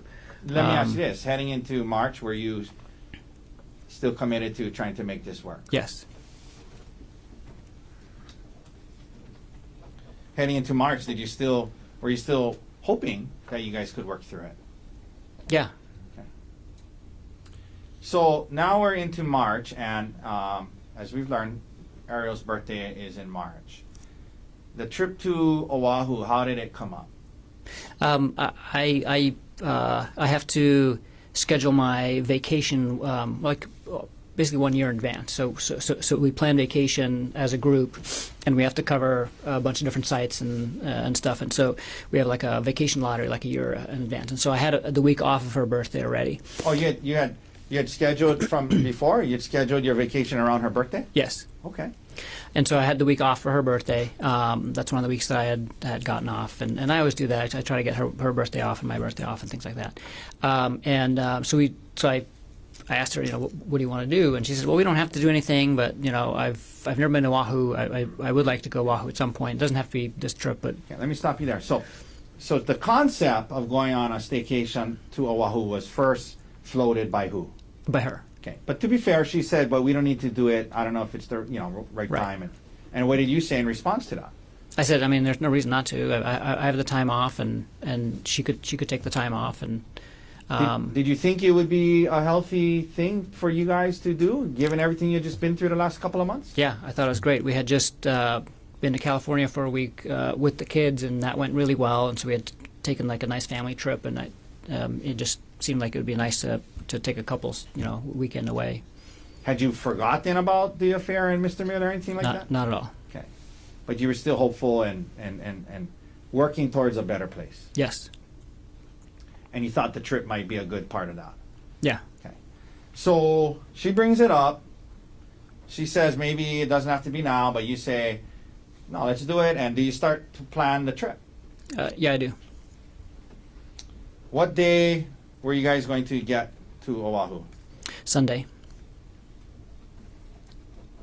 And what airline were you going to? Well, you flew over on an airline, obviously. Mm-hmm. Yes. From the Maui airport. Yeah, I can't remember which airline. But from the Maui airport. Yeah, from Maui to Oahu. Did you and Ariel check bags or carry on? Just carry on. Did you go through the TSA checkpoint with her and your carry-on bags? Yes. Were there any problems going through the TSA checkpoint? Not at all. No, the bags weren't searched or anything. You land on Oahu on Sunday now, I think you said? Sunday morning. Sunday morning. What was planned for the first day?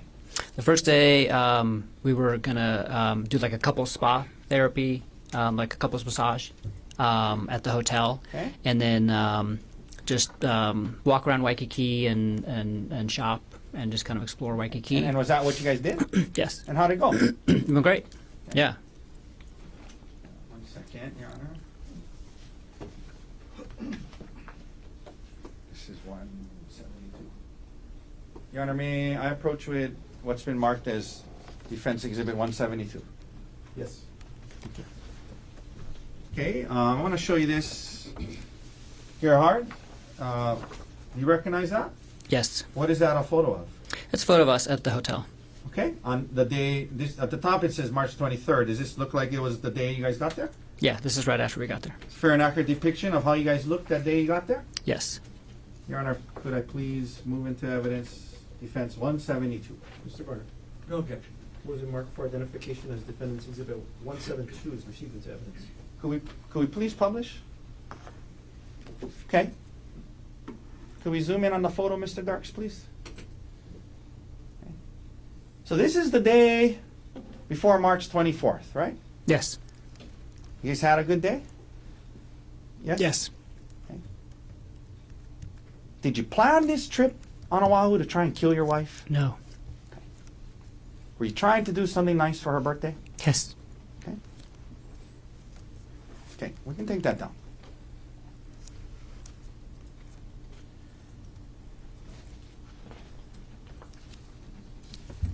Let me also approach, please, or may I please approach with Exhibit D-173. Okay, may I approach, Your Honor? Yes. I'm going to show you this. What is that a photograph of?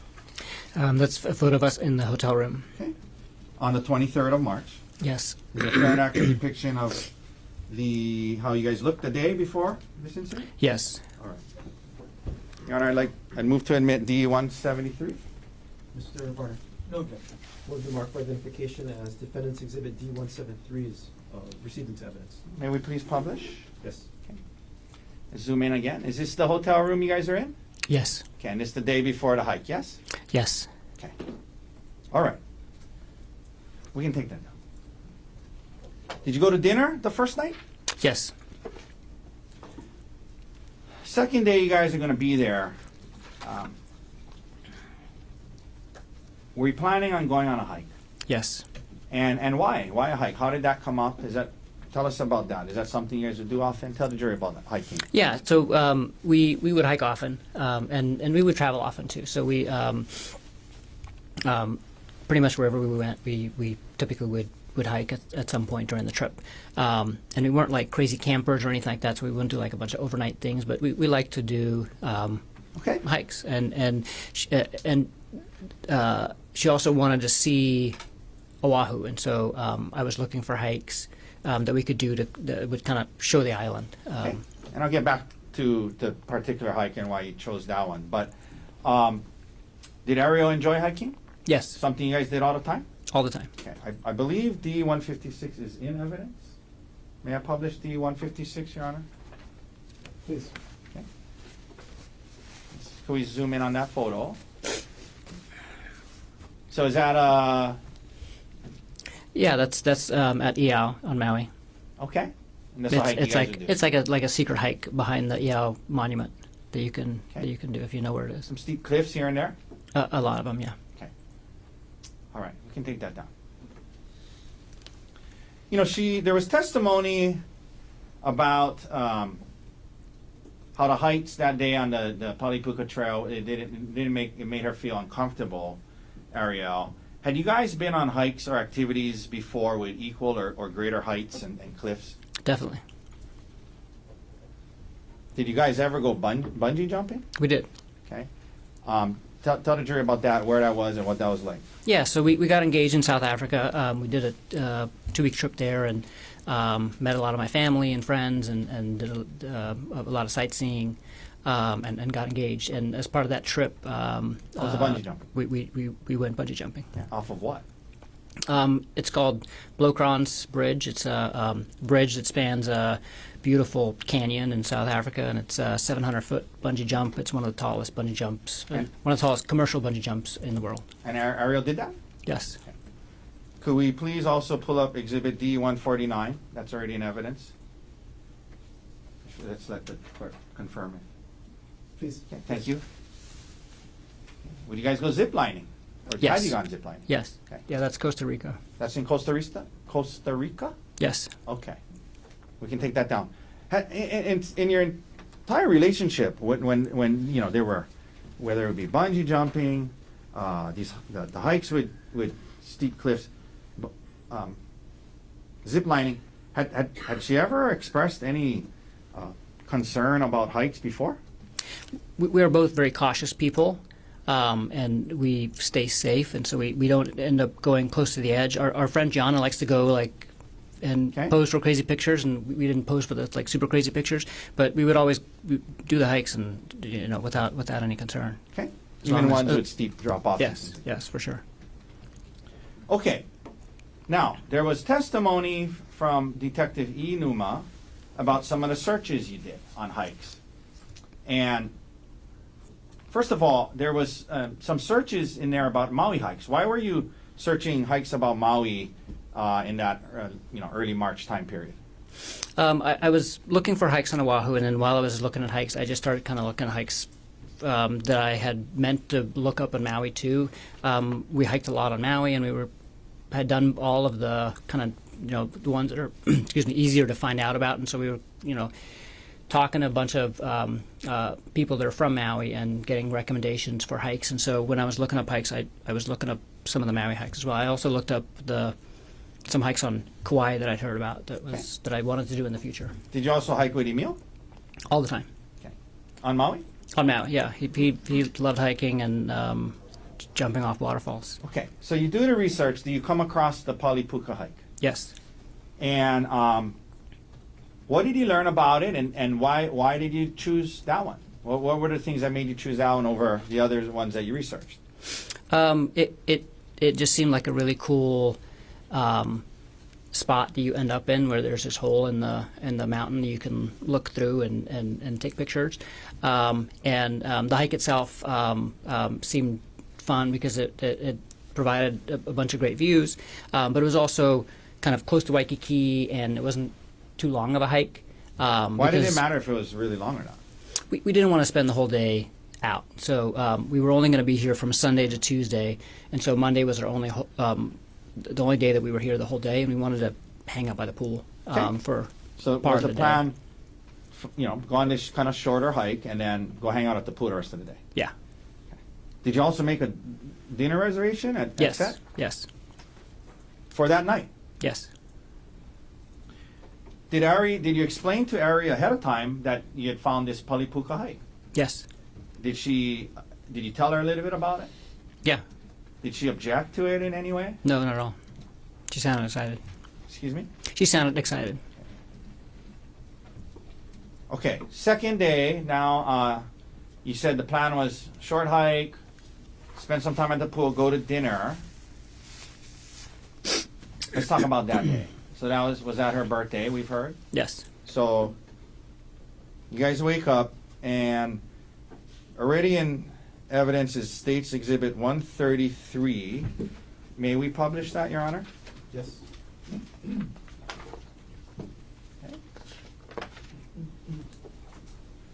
Okay.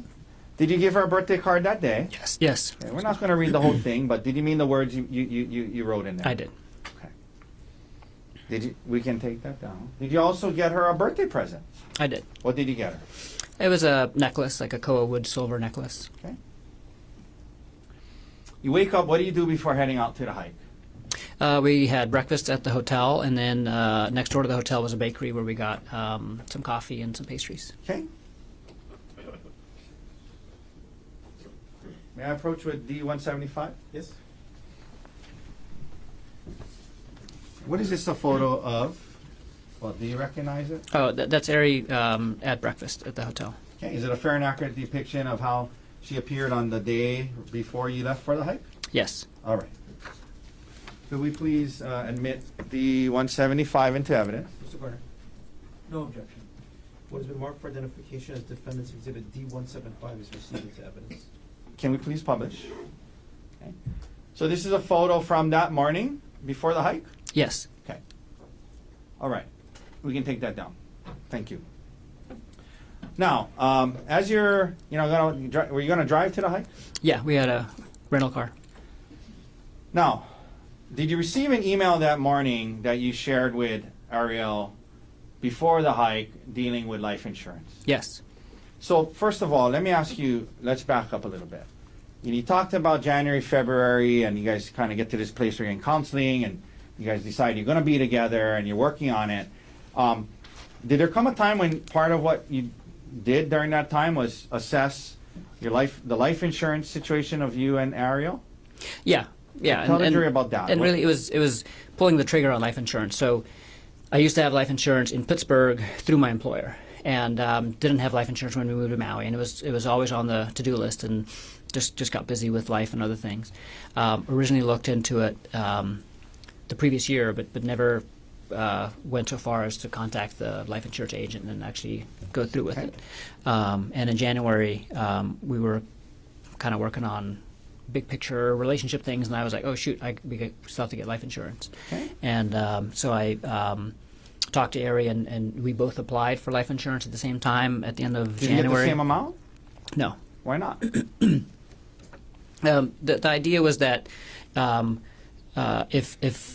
one spouse would die, the other one would be able to continue on and live in the same house. And so it was, since I made significantly more money than she did, it was basically enough money that she could pay off the house if I would die. So what so what was the plan in terms of the amount you were trying to get on your life for her?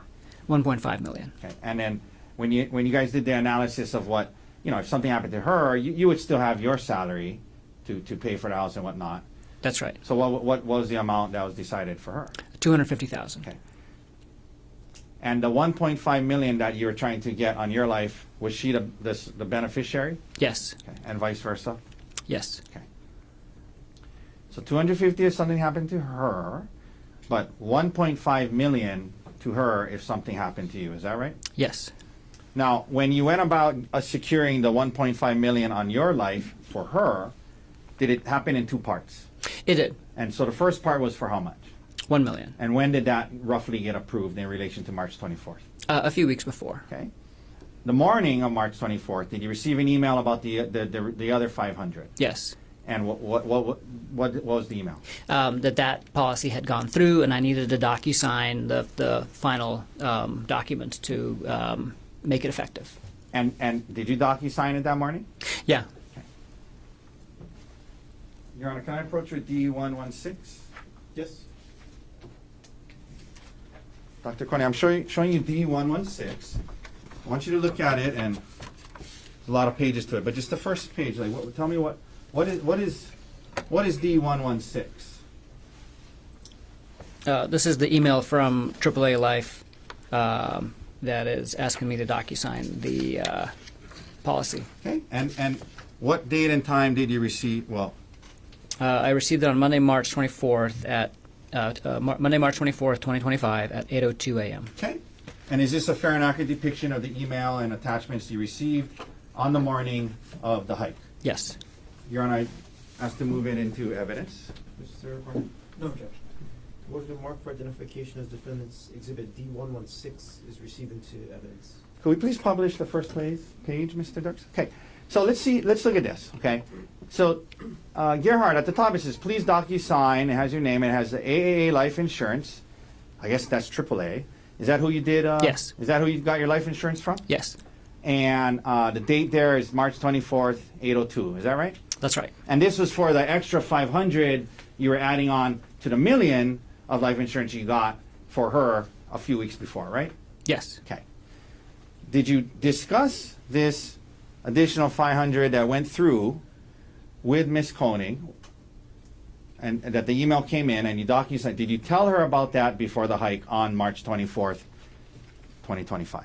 I did, because we were in the parking lot after the coffee shop, and I was on my phone. I was like, oh, you know what, my, the last of my life insurance just went through. They're asking me to DocuSign it, and so I was doing that.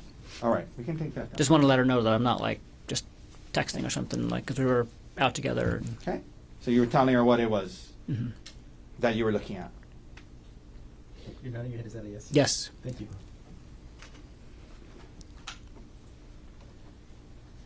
And so, from that point on, if something happened to you and in an accident or whatnot, she would get $1.5 million, correct? That's correct.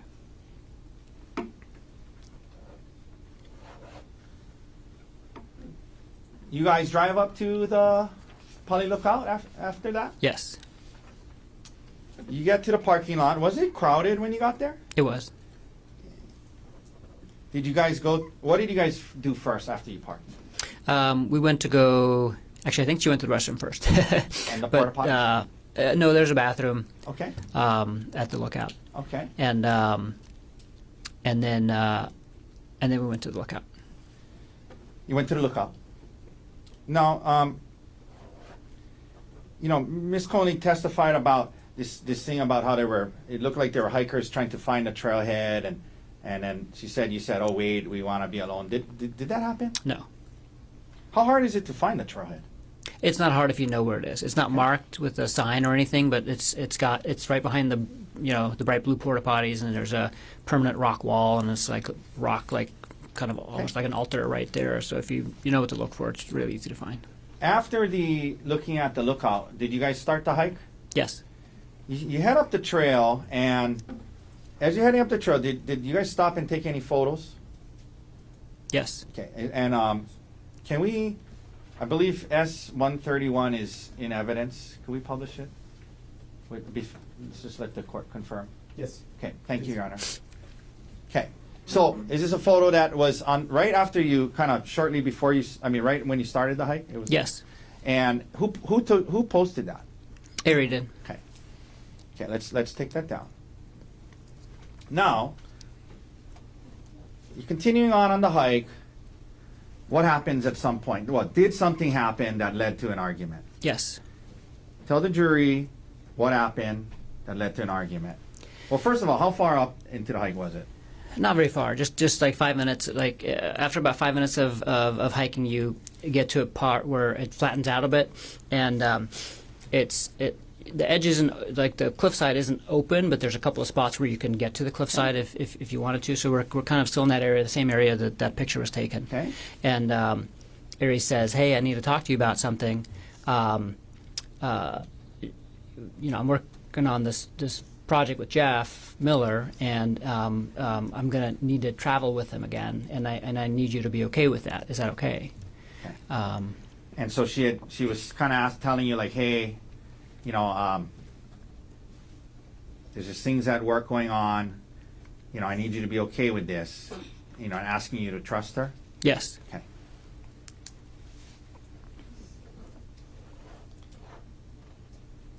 And again, you mentioned you guys weren't talking about the affair at home anymore because of counseling, correct? That's correct. And you guys weren't talking about it in counseling a lot at that time?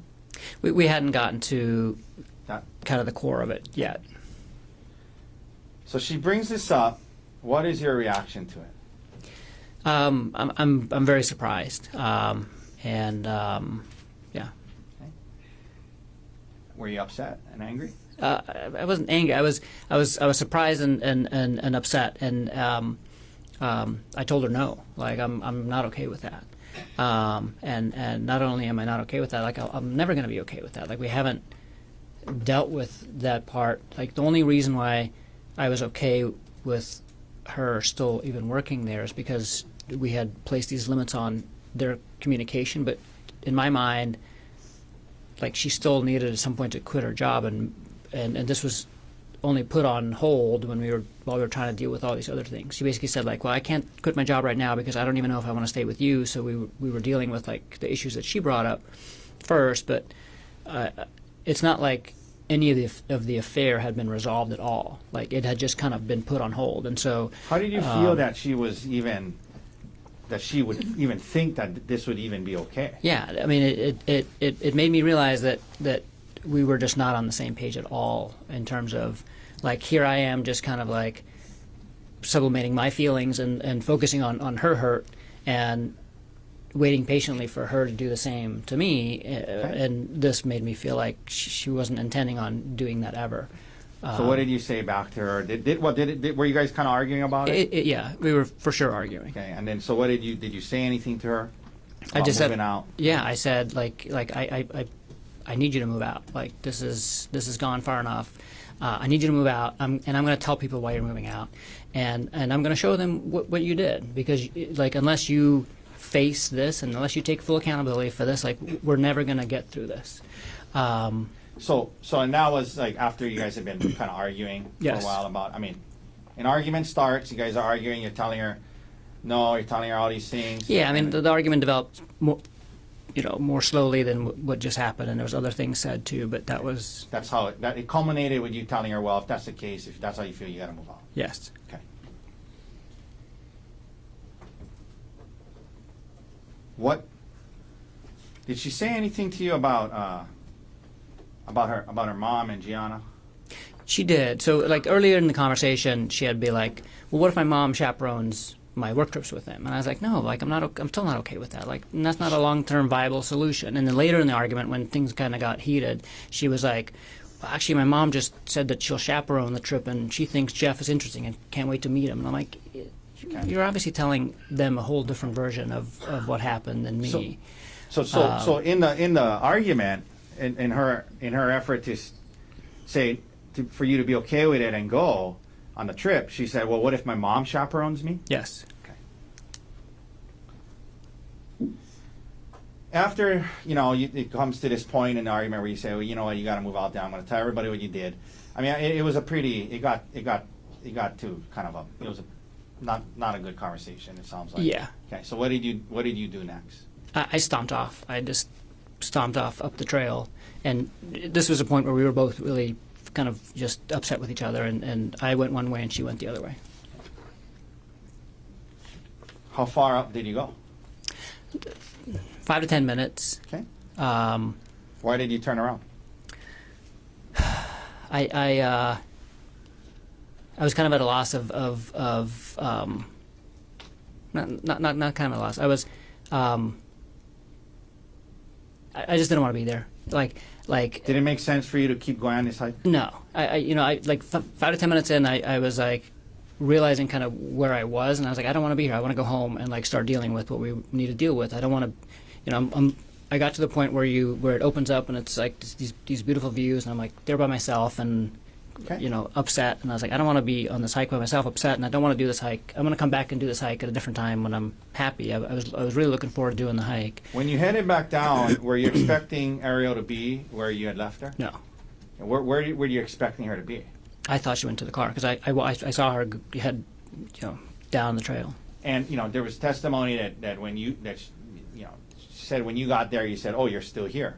Did you Yeah. say that to her? Yes, And is that because you assumed she had gone back to the parking lot? yes. How far away from the parking lot were you guys when this argument started? Like 5 minutes Okay. or less, probably. Yeah. Okay. Now you get back. What is her demeanor and behavior like now? Like a 180 reversal, basically. So she was like extremely apologetic, and said, basically, I'm so sorry. You're right. Like, I need to take accountability, and like, let's just, not ruin the day. I don't want to ruin the day. I don't want to ruin our trip, and let's keep talking about this in therapy. Okay. And she said, like, I won't travel with Jeff. Did you guys end up taking a selfie? Yeah. First, she was like, again, like almost manic, like super happy, and was trying to basically, get me to be in a better mood. And she was like, I'm gonna climb this tree, take pictures of me in this tree. And so she handed me her phone, and I took some pictures of her in the tree. And then after that, she said, let's take a selfie by the cliff's edge. That was her idea. Yes, Okay. Did you guys take one? we did. And what happened after that? Right after the selfie, I just remember kind of staying at the edge there and looking over the edge and just kind of still in thought about everything that had just happened and what's going on. And then I felt like a shove, Okay. and I was almost pushed over the edge. Okay. You felt a shove. Okay. Who shoved you? Ari did. What did you do right after that? Barely caught myself and turned around and looked at her and was like, what the fuck was that? Like, Okay. Turned around and it was like what like was like kind of in shock, like what the fuck was that? yes. Okay. And then did you move towards her? Yeah, I did. I was like, just asking her, like, what was that? And started walking towards her. Okay. Because at this point, she was like 5 or 10 feet away from me. Okay. So you walk towards her, and you mentioned when you're walking towards her, where were your hands? Out. Okay. Now, did you get close to her? Yes, eventually, yeah. Well, And by the way, when you start walking towards her, is she saying anything? not initially, but I turn around and I'm asking her, like, what the hell's, what the fuck just happened and what's going on? And as I'm starting to walk towards her, she starts yelling. She starts yelling. Yeah, help me, help me. Okay. And then what happens? And then I just keep walking to her, like, what are you doing? Were you And I telling get- her, like, why are you screaming? Yeah, what are you doing? And I get to her and I'm like, touching her, just putting my hands on her arms, and I was like, what are you doing? What's going on? What happens then? She keeps yelling, and she kind of grabs my wrists and throws herself on the ground and pulls me down with her. So now you guys are on the ground? Yes. Okay. When you're on the ground, what starts to happen? She's holding on to me, and I'm trying to I'm trying to figure out what's going on, but I'm also at this point trying to let go of, like, trying to get free because she's like actively holding on What to me. was she Like doing she with has her her, legs? she has her leg like wrapped around one of my legs and like is actively holding on to me and is yelling, and so I'm trying to get free, and I get my one arm free, and I try to use it to get my other arm free, and she grabs me by the testicles, and Okay, let me stop you there. Did you ever, in the course of this whole thing you described so far, ever try to pull her towards, push her off, or drag her towards the cliff's edge? no, not at all. Okay.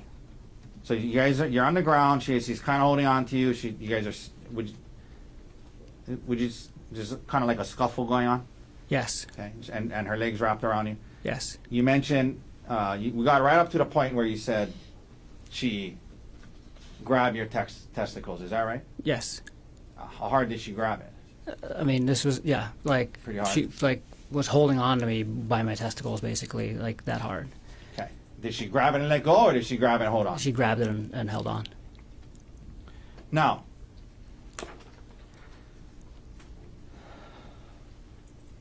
what happens after she does that? Then I try to free my testicles, and so I'm like thrashing with and I get both hands free, and I'm trying to get her to let go of my testicles, and then she hits me with a rock on the side of the face. Okay. So she's holding on to your testicles. You're kind of focused on that, obviously, and then at some point while you're focused on that, you And it happened all really fast. Yeah. But yeah, That's I mean, I'm glad you raised that up. Was this like happening slowly, where you had it time all to happened within probably less than a minute, maybe quickly? slightly more than a minute, but I mean, 2 I mean, minutes or something. yeah, but you weren't timing it. From the moment that like we were on the ground and she was grabbing my testicles was like It happened quickly. everything after the grabbing of the testicles happened very quickly. Okay. And you weren't timing it or anything. No. This is just your estimate. Okay.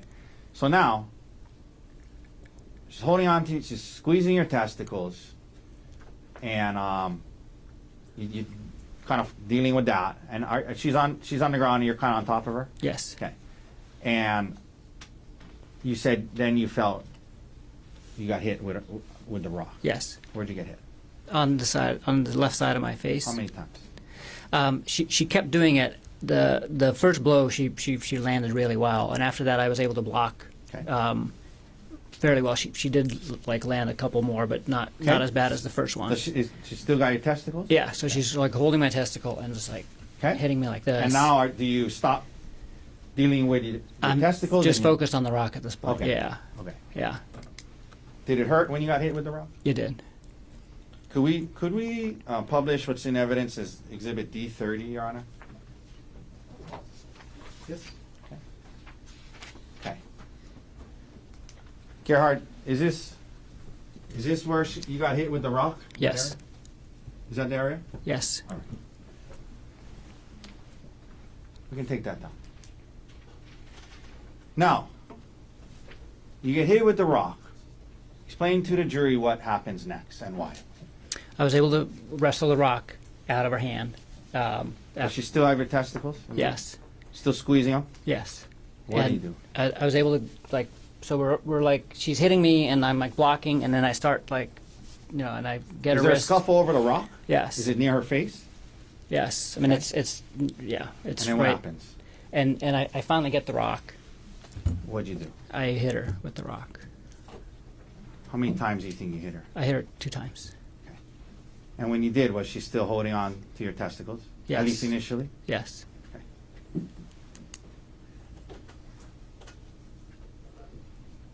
Why did you hit her? Why did you react that way? Just on instinct to defend myself. Okay. How fast was this all happening? Pretty fast? Really fast. Okay.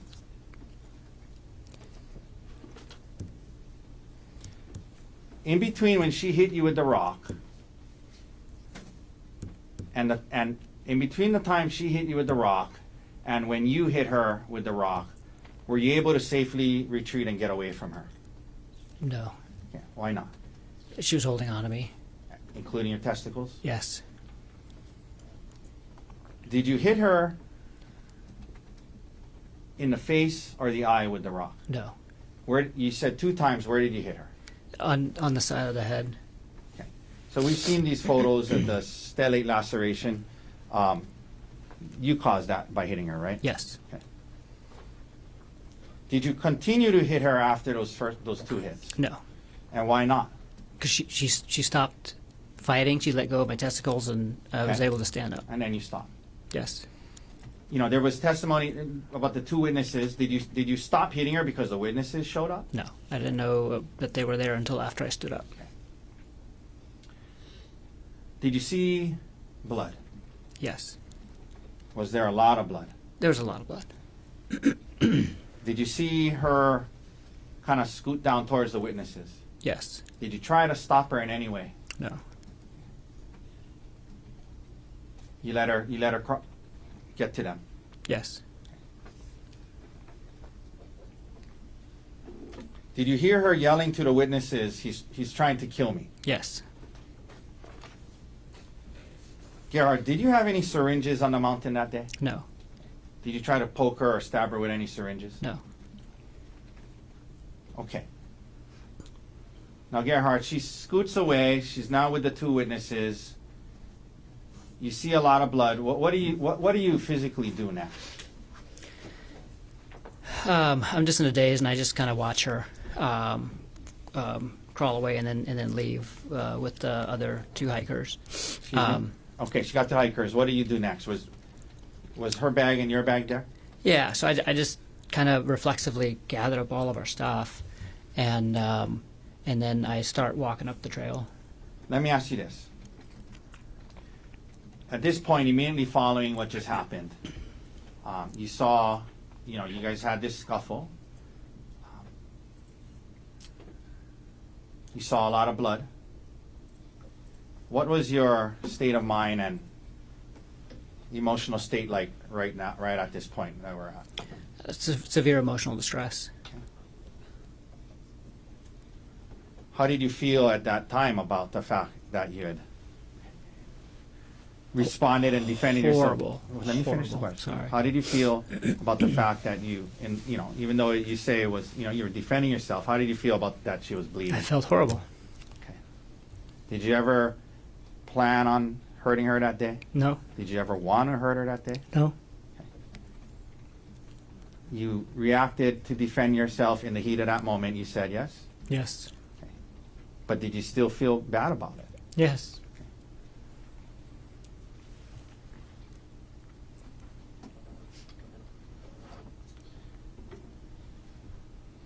You mentioned that you were in some kind of extreme emotional distress, I think you said. Okay. Yes. Did you become, at some point after that, suicidal? Yes. Why? Tell the jury why. To the best of your understanding. I just felt hopeless at that point in terms of everything. Like I felt horrified about what I did to her. Like that I caused this to her. That I had resorted to violence against my wife, the person who I loved the most in the world, and just kind of felt hopeless in terms of our relationship too. Okay. And that being said, I mean, in that moment, were you defending yourself when you reacted that way? Yes. Objection cumulative. Yes. What did you do next? Now you're heading up the hill. What do you do next? I just kind of kept walking up and kind of got to the same place that I had made it the last time, where the trail opens up and you're finally on the ridge, and Were you thinking about jumping? I'd already decided. I decided to jump, and kind of last second was made the decision to call Emil just to say goodbye. Okay. So this incident happens. You talked about the emotional state you were in. Did you believe your marriage was over?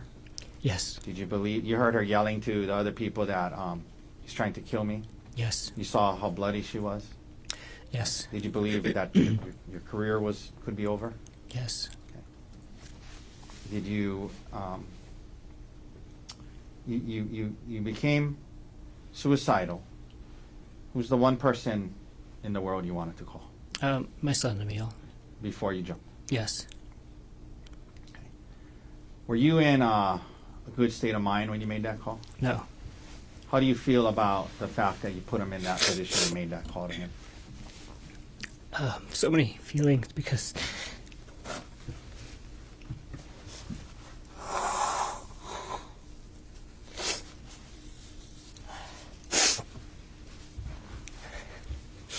he saved my life that day.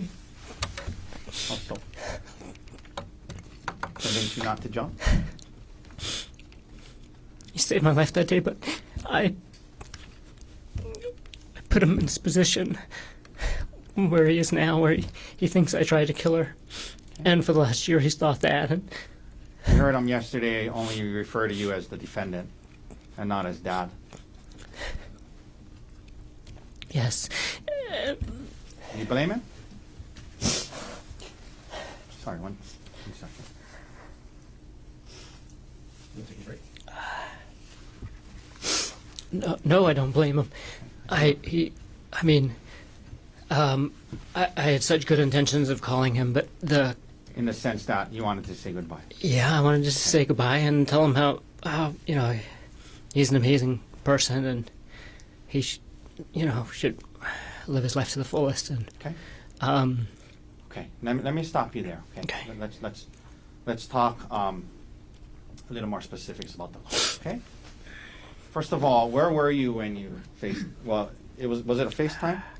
it was FaceTime, yes. Okay. Where were you when you did this FaceTime call?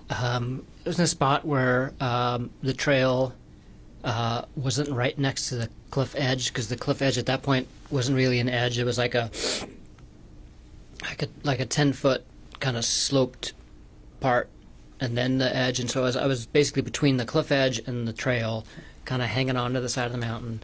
Was it a pretty kind of steepish area? Yeah, very steep. And were you kind of like on the side of the mountain? Mm-hmm. So you gotta. Yes, sorry. Okay. And so just to be clear, the place you FaceTimed him from, was that the place that the incident took place? No. Okay. On the FaceTime, would it have looked like you were on kind of the edge of a mountain? Yes.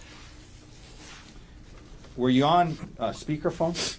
Yes. I mean, like holding it where he could see your face? Yes. Now, And I showed him the view and where I was. Like, there was testimony from police officers that it was a windy day and notoriously windy area. Do you recall it being pretty windy that day? it was windy. Yeah, up there. So you're on the side of a mountain. You have him on speaker on FaceTime. It's windy. Is that right? Yes. Okay. You were extremely emotional at that time? Yes. Okay. So that's the context of this phone call, correct? Yes. Did you tell him that Ariel you were calling him to say goodbye, is that right? Yes. Okay. Was your purpose to explain to him every last detail of what happened? No. Okay. But you did tell him several things, right? Yes. Did you tell him that Ariel had been having an affair? I did. Okay. Did you tell him that, she got hurt, her head was bleeding? Yeah. After he asked about the blood on my shirt. Now, did the word kill come up in the conversation? It probably did. What do you recall explaining to him about that? I don't recall explaining. The one thing I can think of is that I said that she said I tried to kill her. Okay. So let's break back that up. Yeah. So you told him that the blood was hers, yes? Yes. And you're telling him that you're going to jump. And yes. Okay. And did you tell him something about?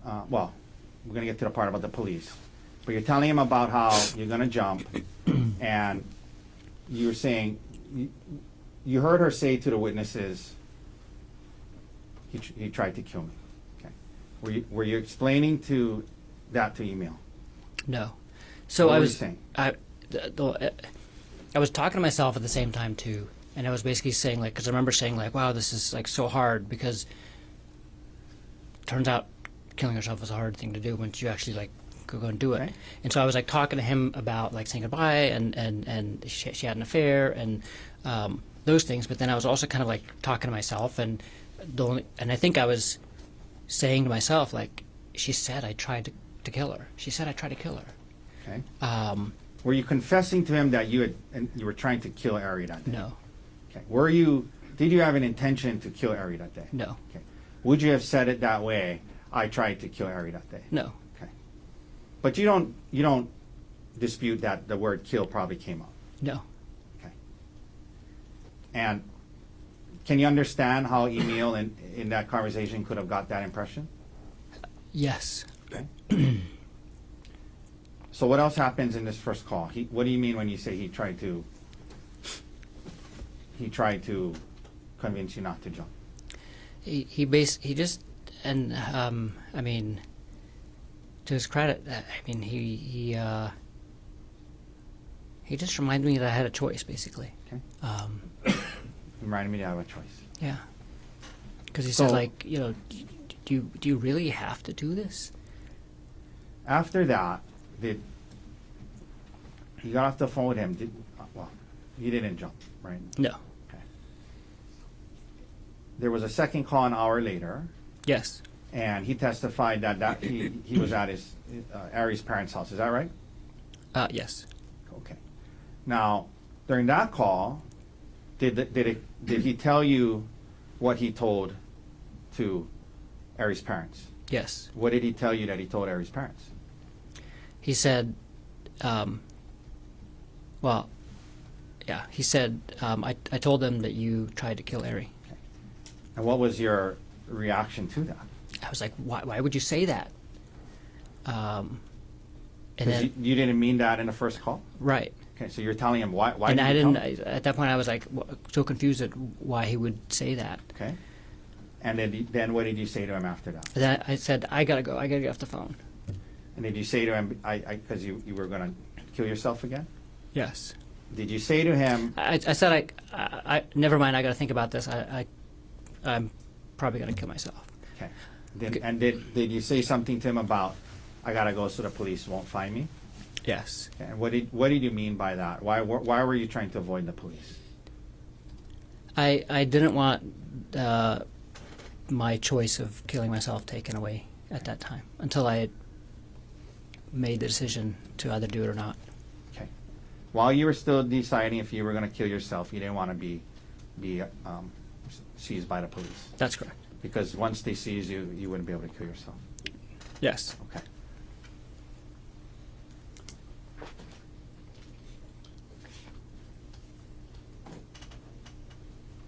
After the second call, what did you do? I just stayed on the mountain, kind of in the same general area. Were you actively moving around, dodging the investigators? Not really. I moved around a few times, but I mostly mostly just sat and actually like was in and out of sleep most of the day. If like my recollection was that like a couple of hours had passed, and then I realized what time it was, Okay. and it was getting. Let me ask you this. getting There's dark. been some talk about Ariel's bag. Did you initially have the bag? I did. What'd you do? What happened to the bag? I honestly don't remember where I left. I must have left it at some point Okay. on the mountain As you were during that time. During that time. Okay. Now,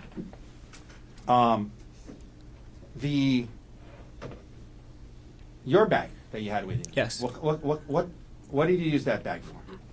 It's a little crossbody Patagonia bag, and it's the bag that I take to work, to and from work and home every day. Okay. You mentioned walking to work. Do you walk to work? Not every day, but often, yes. And when you do walk to work, you bring that bag. When I walk to work and when I don't walk to work too.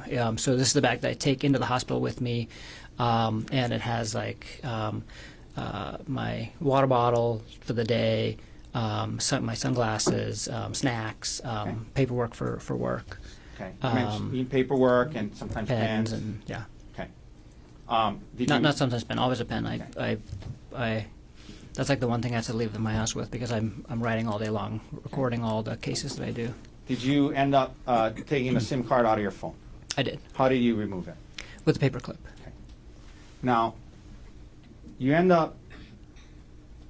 You said it seemed like a couple of hours, but obviously it was longer than that. Yes, Right? At some point, do you come down off the mountain? yes. Okay. And why did you do that? Tell the jury why you did that.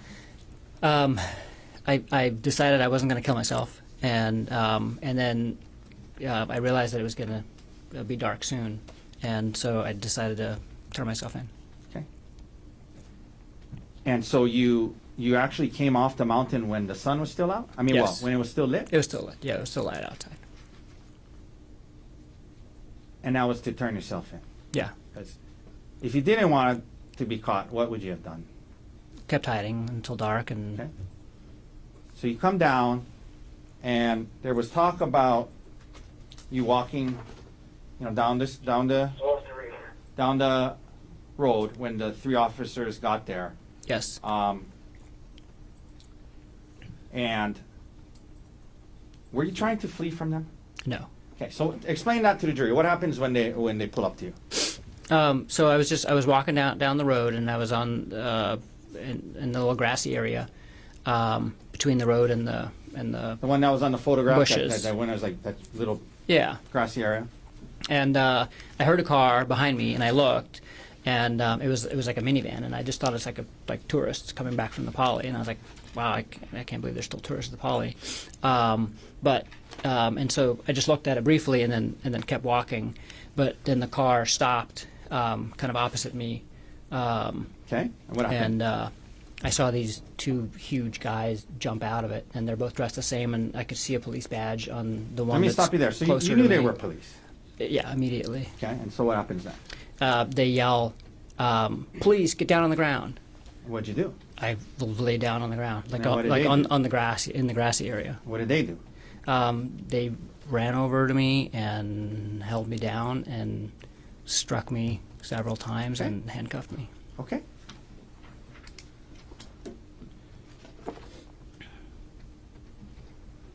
Did you fall on your face with the officer falling on you in that transaction or interaction? No officer fell on me at all during the entire thing, and I did not fall on my face. Did they hit or punch you in the face? No. But they did, as they testified, strike you a couple of times. Yes. In where? And my ribs and like my upper legs, like thighs. Okay. So, after this moment, now you're arrested. Did you have injuries from that whole day? Yes. Okay, we talked about the injury to the side of your face. Yes. What other injuries did you have after you were arrested? Just my ribs. Okay. Did you have any bite marks on your arm? No. Did you have any scratch marks on your face or body? No. And HPD photographed your injuries. Yes. Okay. Now, some additional questions, and we're getting close to the end of my examination, Gerhardt. I know it's been a long day. Your work bag on Maui. Well, let me ask you this before I go there. The bag that you had on, Yes. on the hike, did you see the big blood stain on the back of your shirt? Yes. What was that from? It's from the bag Okay, that I was.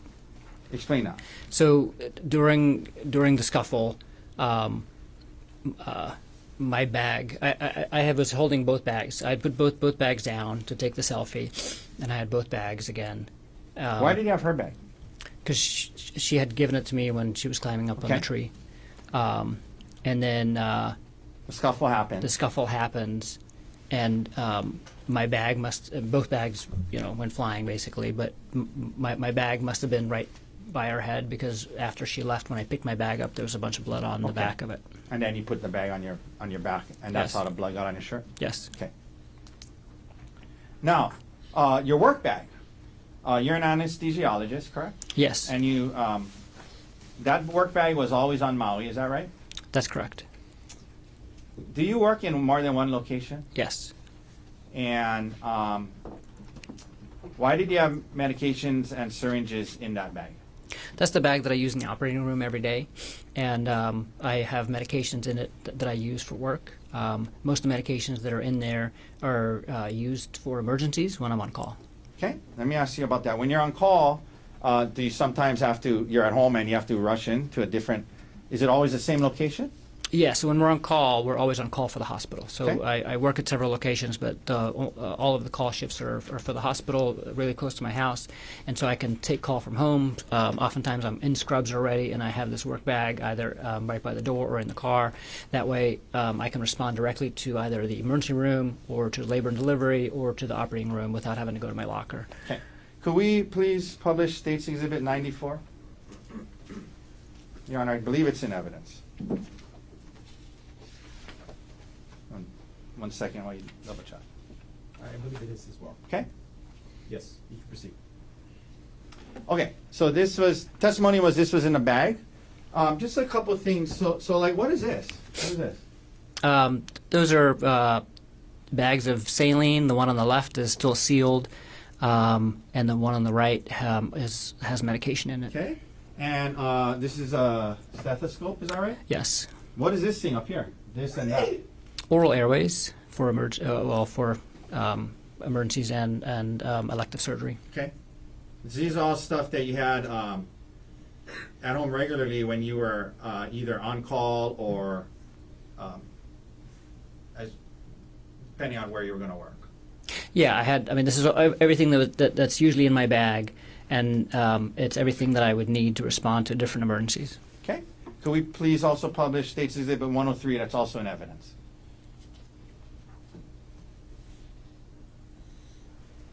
Okay. Is that your? This was also in your bag, according to them. Is that your work ID? Yes. Okay. The last shift you had before this trip, we can take that down. Where had you been working? At the hospital, Okay. Do you remember in what unit? labor and delivery. Okay. So after that shift, would it be normal for you to have that bag? Yes, Okay. Why is that? because I keep the bag with me for the entire shift. It's a 24-hour shift. I start at 7 a.m. and I keep going until 7 a.m. the next day. And so when my shift ends, unless I'm actively at the hospital taking care of something there, I'm at home when my shift ends. And so I was at home when my shift ended that day, and that's why I had the bag with me. Oh, you're at home because you're on call. Yes. Okay. Now, prior to this trip to Oahu, did Ariel know about this bag and the fact that you had medication syringes in it? Absolutely. I've had it at home often. Okay.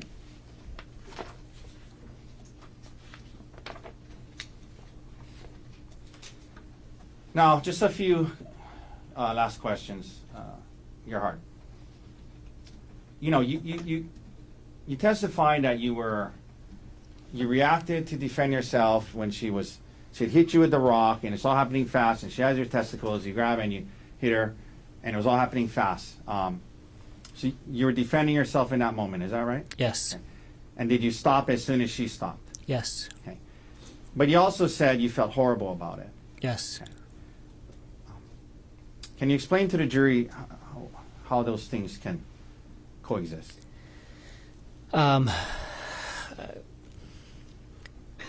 It's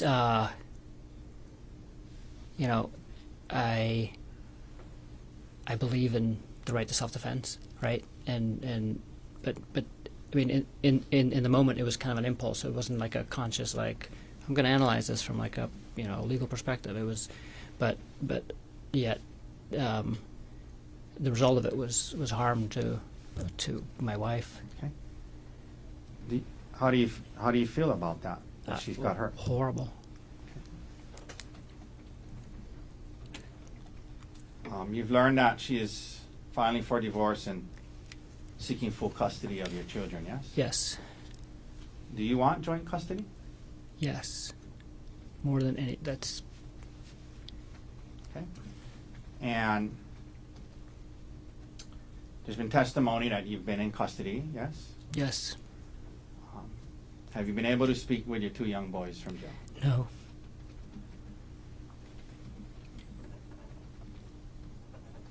Gerhardt, did you have a plan to kill your wife on the mountain that day?